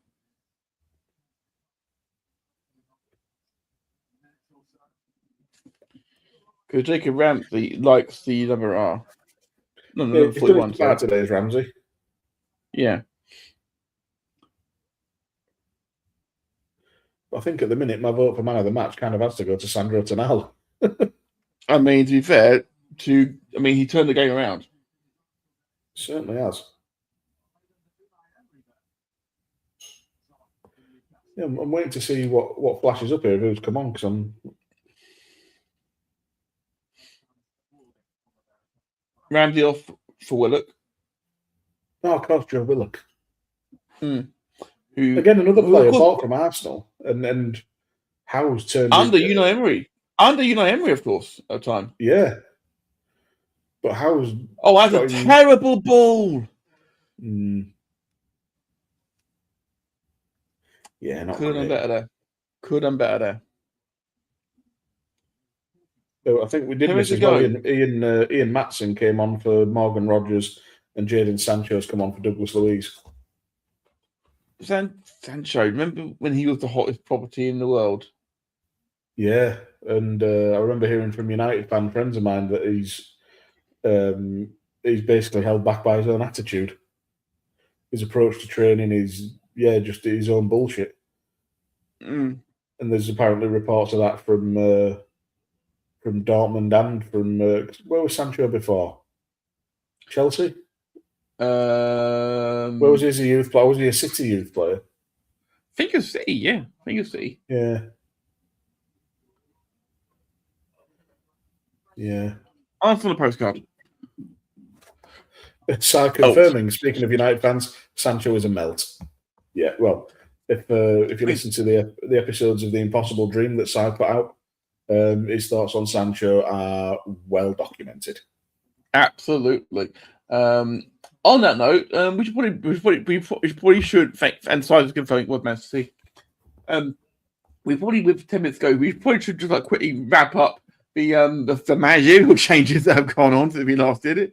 Man United have obviously replaced Ruben Amorim, which was Liverpool fans were sad to see him go. But it was a long time coming, wasn't it? Yeah, and then Michael Carrick's now somehow landed the job. Michael Carrick did a fine job at Middlesbrough. Did a very good job. He doesn't lack the managerial experience, just not at the top level. And he's obviously getting a tune out of Man United at the minute. And Chelsea have changed their manager. Chelsea have changed to Leroy Rossini, which was not on my bingo card for the scene. Sorry, Liam Rossini, sorry. Not Leroy. That's like a few years. Although they are brothers. Anthony Gordon swings and it's blocked. Ollie Watkins tries to take the ball out and keeps it somehow. Yeah, doing well with it. There's Dinya, and they're just trying to get a bit of space to work with here. With 7.5 on the clock. And let's not forget, of course, Chelsea. Of course. Chelsea went for Rossini. And after Maresca fell out with Volley. Yeah, Spurs sacked Thomas Frank. I really thought that one was going to work out. Yeah. But it's not. Spurs are back where they were last season, staring relegation in the face. I think the one mitigating factor I can give for Thomas Frank is the sheer amount of injuries at Spurs at the minute. That injury list is mammoth. And you see Postecoglou came out and said, Spurs are not a big club. I'm like, I think Ramsdale had that one, but to be put behind by the Newcastle defender. Yeah, turned aside by, I think that was Chow. Carl saying he thinks Frank needed more time. Yeah, it feels like it never worked. It feels like he never had a settled enough squad to do what he wanted to do. Do you want a man who needed more time and deserved more time? Sean Dyche. 115 days in charge at Nottingham Forest. And the highest win percentage of any manager under Marinakis. That's absolute insanity. Apparently there was and in Europe still. They're still in Europe. The players. Yeah. Ball in, pervert corner, headed away. and just We're give trying it to away by recycle it. Elanga. Can't quite Anyway, put it'll it do across for the box. Newcastle. Although selfishly, I 5 and hope this doesn't go to extra time because I want my tea. 5 and a bit to play. Yeah, the dice thing's very odd. There was a meeting or a chat with the players with Marinakis, the players were saying they feel underprepared for games, they don't like how he coaches and whatnot. This is all rumour and innuendo, obviously. Oh, ball drops to Watkins. Can't take it. So is it a case of the players getting him out? Buendia out for another corner. Sai saying Spurs are just a crap club, aren't they? Have this sense of entitlement, big club attitude with no real reason to back it up. Well, they've had one trophy for God knows how many years. They are reigning champions of Europa League. Let's not forget beating Manchester United. Yes, when both teams were shite. they still won it. Yeah, Just saying yeah, that they it's a fact. did. Well, there's never been a prolonged period of success. Well, at least not in our lifetime.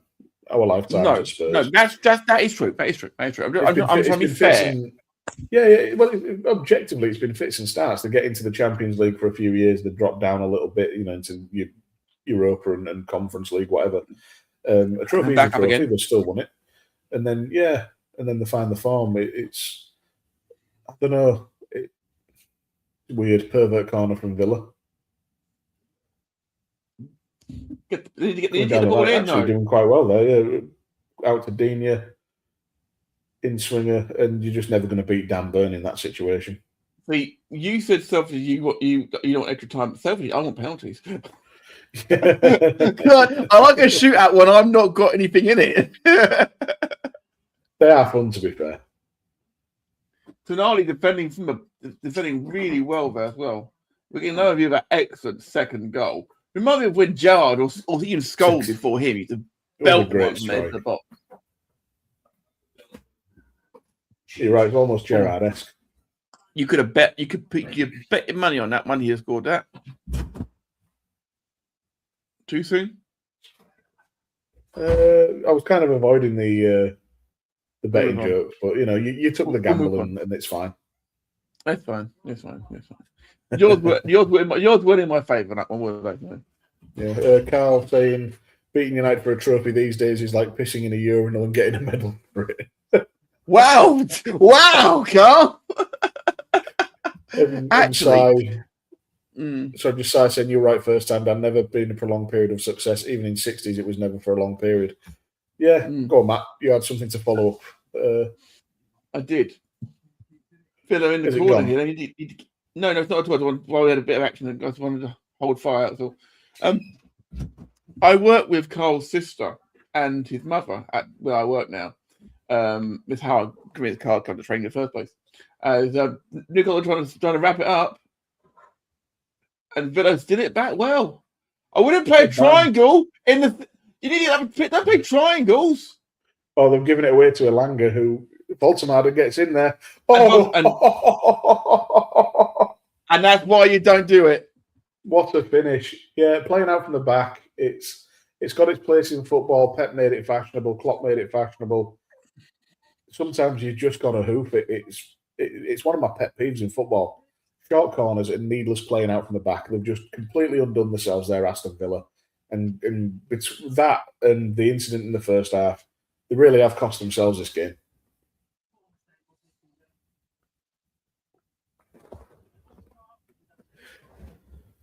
Fucking useless. Just dinking it around. It's absolute. I can hear Danny Murphy saying the same thing, by the way, over my shoulder. Well, Danny Murphy said absolute shit. Here's one for your dad. No, what I said about what they're doing playing triangles at their stage of the game. Give it away.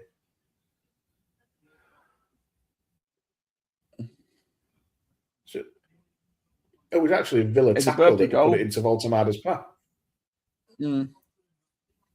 So yeah, Aston Villa 1, Newcastle 3. Dan Griffin. Down to 10 men chasing a goal. Play it out from the back, idiots. Play it out from the back. No, you just don't do it. Don't do it. Get it away from your own goal, or you end up 3-1 down. Indeed. While I reset for the kickoff for the kickoff again with a minute on the clock. I work with Carl's sister, and and Carl's sister out of nowhere told me that when Carl showed a picture of me to his sister, like, I watch my YouTube. Generally, his sister and her partner have watched the Volley before Carl knew. Oh, I love that. I'm That's awesome. I'm like, what a small world. It is, What a small world. It's But then again, at the same time, I Bill also a few years ago I went door knocking and met his mum before I knew his mum with with the Santa sleigh. So I met them as well, which was kind of fun beforehand, which is always nice. And Carl confirming the story. Yeah. Awesome stuff. Small world. It is. I had something like that the other day, but I can't remember for the life of me what it was. Graham More Jordans with the shirts off. Graham shared something to me from the most of them look like they'd done a long stint in a at his Majesty's pleasure, or they're just about to go out for night in Soho, if you know what I mean. To me, they look like the human embodiment of Frey Bentos. Yes, that too.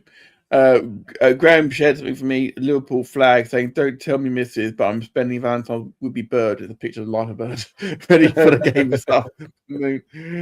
Side in the chat for you, Dan. Yeah, Si's still saying about Spurs. Won a few cups in the last 10 years. United have been crap by our standards, but there are... Oh, sorry, to talk about United. United have been crap by our standards, but there are many other clubs who would have loved having our worst period themselves. I think, yeah. This is the thing, when you're talking about top clubs, it all becomes relative, and it's why a few people have called me lacking in ambition for when I talk about Liverpool, when I say that any given season I'm happy with top four and a decent cup run. And that's because if you hit top four and have a couple of decent cup runs, you are doing better than 90% of football teams. You know, it's just entitlement of the highest order to assume that you have any club has a right to be in any position in the league. I just counted 20 broccoli haircuts in the last 4 cutaways to Newcastle fans. I don't understand that. The haircut where it's all like floofy up front and covers the forehead and they look like alpacas. Yeah, exactly right. Yeah, that little lad on screen right now. That's just that's passion for you. Yeah, like that. Good lad. And to be fair, the Geordies do have an incredible fan base. And yeah, Volley's man of the match, Sandro Tonali, same as the BBC's. Yeah, to be fair, Dan did say so before with the BBC, so they're following the trend that we're setting as usual. Exactly. Graham saying, yeah, clubs are dying to be $1 billion in debt with a rat-ridden, crumbling stadium. Thank you for mentioning the R word, Dan. I think that's a dig at United, maybe. And Carl saying, so long as we finish top four, I think it's been a good season. Thing is, if you're in the top half of the Premier League, there are 92 league clubs in England. If you're in the top four, you're in. Sorry, go on. We'd be happy with top 5 this year, given that barring all and I mean literally all of the English clubs going out in the next round of the European competition, and all the Italian and German clubs making it to the finals, which is unlikely. England will have 5 Champions League places next season. Yeah, fine. So would 50 all right? I think Champions League qualification, brilliant. By any means necessary. I don't care. There's still a chance, you know. It's a very slim chance, I think. But Liverpool could come out of this, even if Liverpool finished 7th or 8th, but came out of it with an FA Cup or a Champions League. That's the successful season. That's good. I'll take it. Yeah, take silverware. Yeah. Oh, hello. In the chat we've got So Carl saying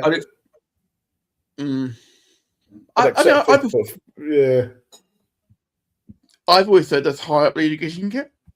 Always the highest you can get in the league. Yeah. So we're about to have full time.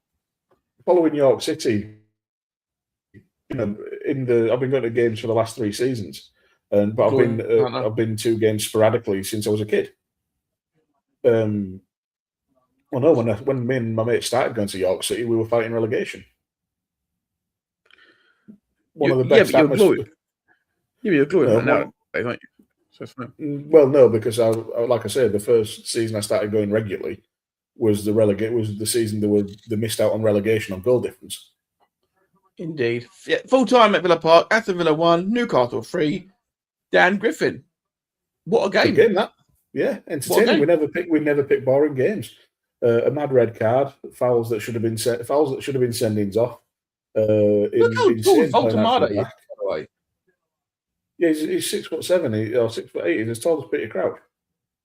Didn't they have him and Peter Crouch side by side on a thing recently? And I think Peter Crouch looked up. I think Crouch was looking up to him briefly. Yeah, the joke that Voltamada was his German son. I mean, to be fair, he did go to the World Cup in 2006. So if he's 20, then he's possible. How old is Voltamada, Dan? I think he's about 23. Well, it might be a bit of a push, but who knows? We'll have to check Crouch's loan spells before the next episode. Yeah,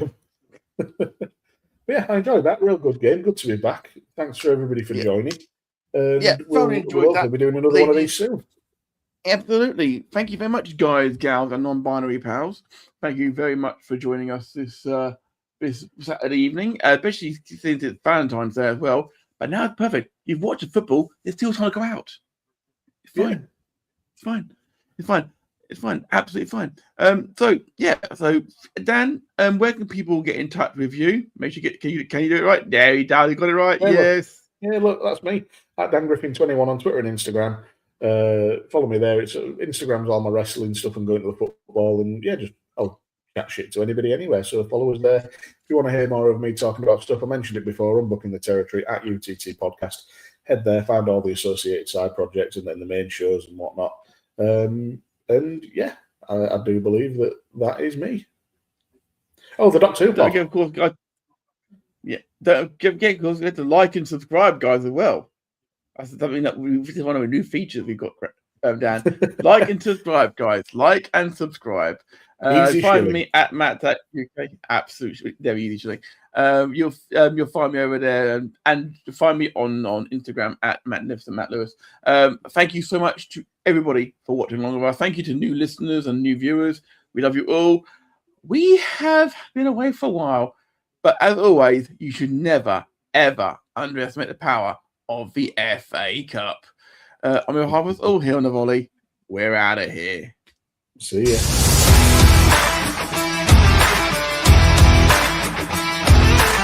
The following is a Matt Attack production for SJP World Media.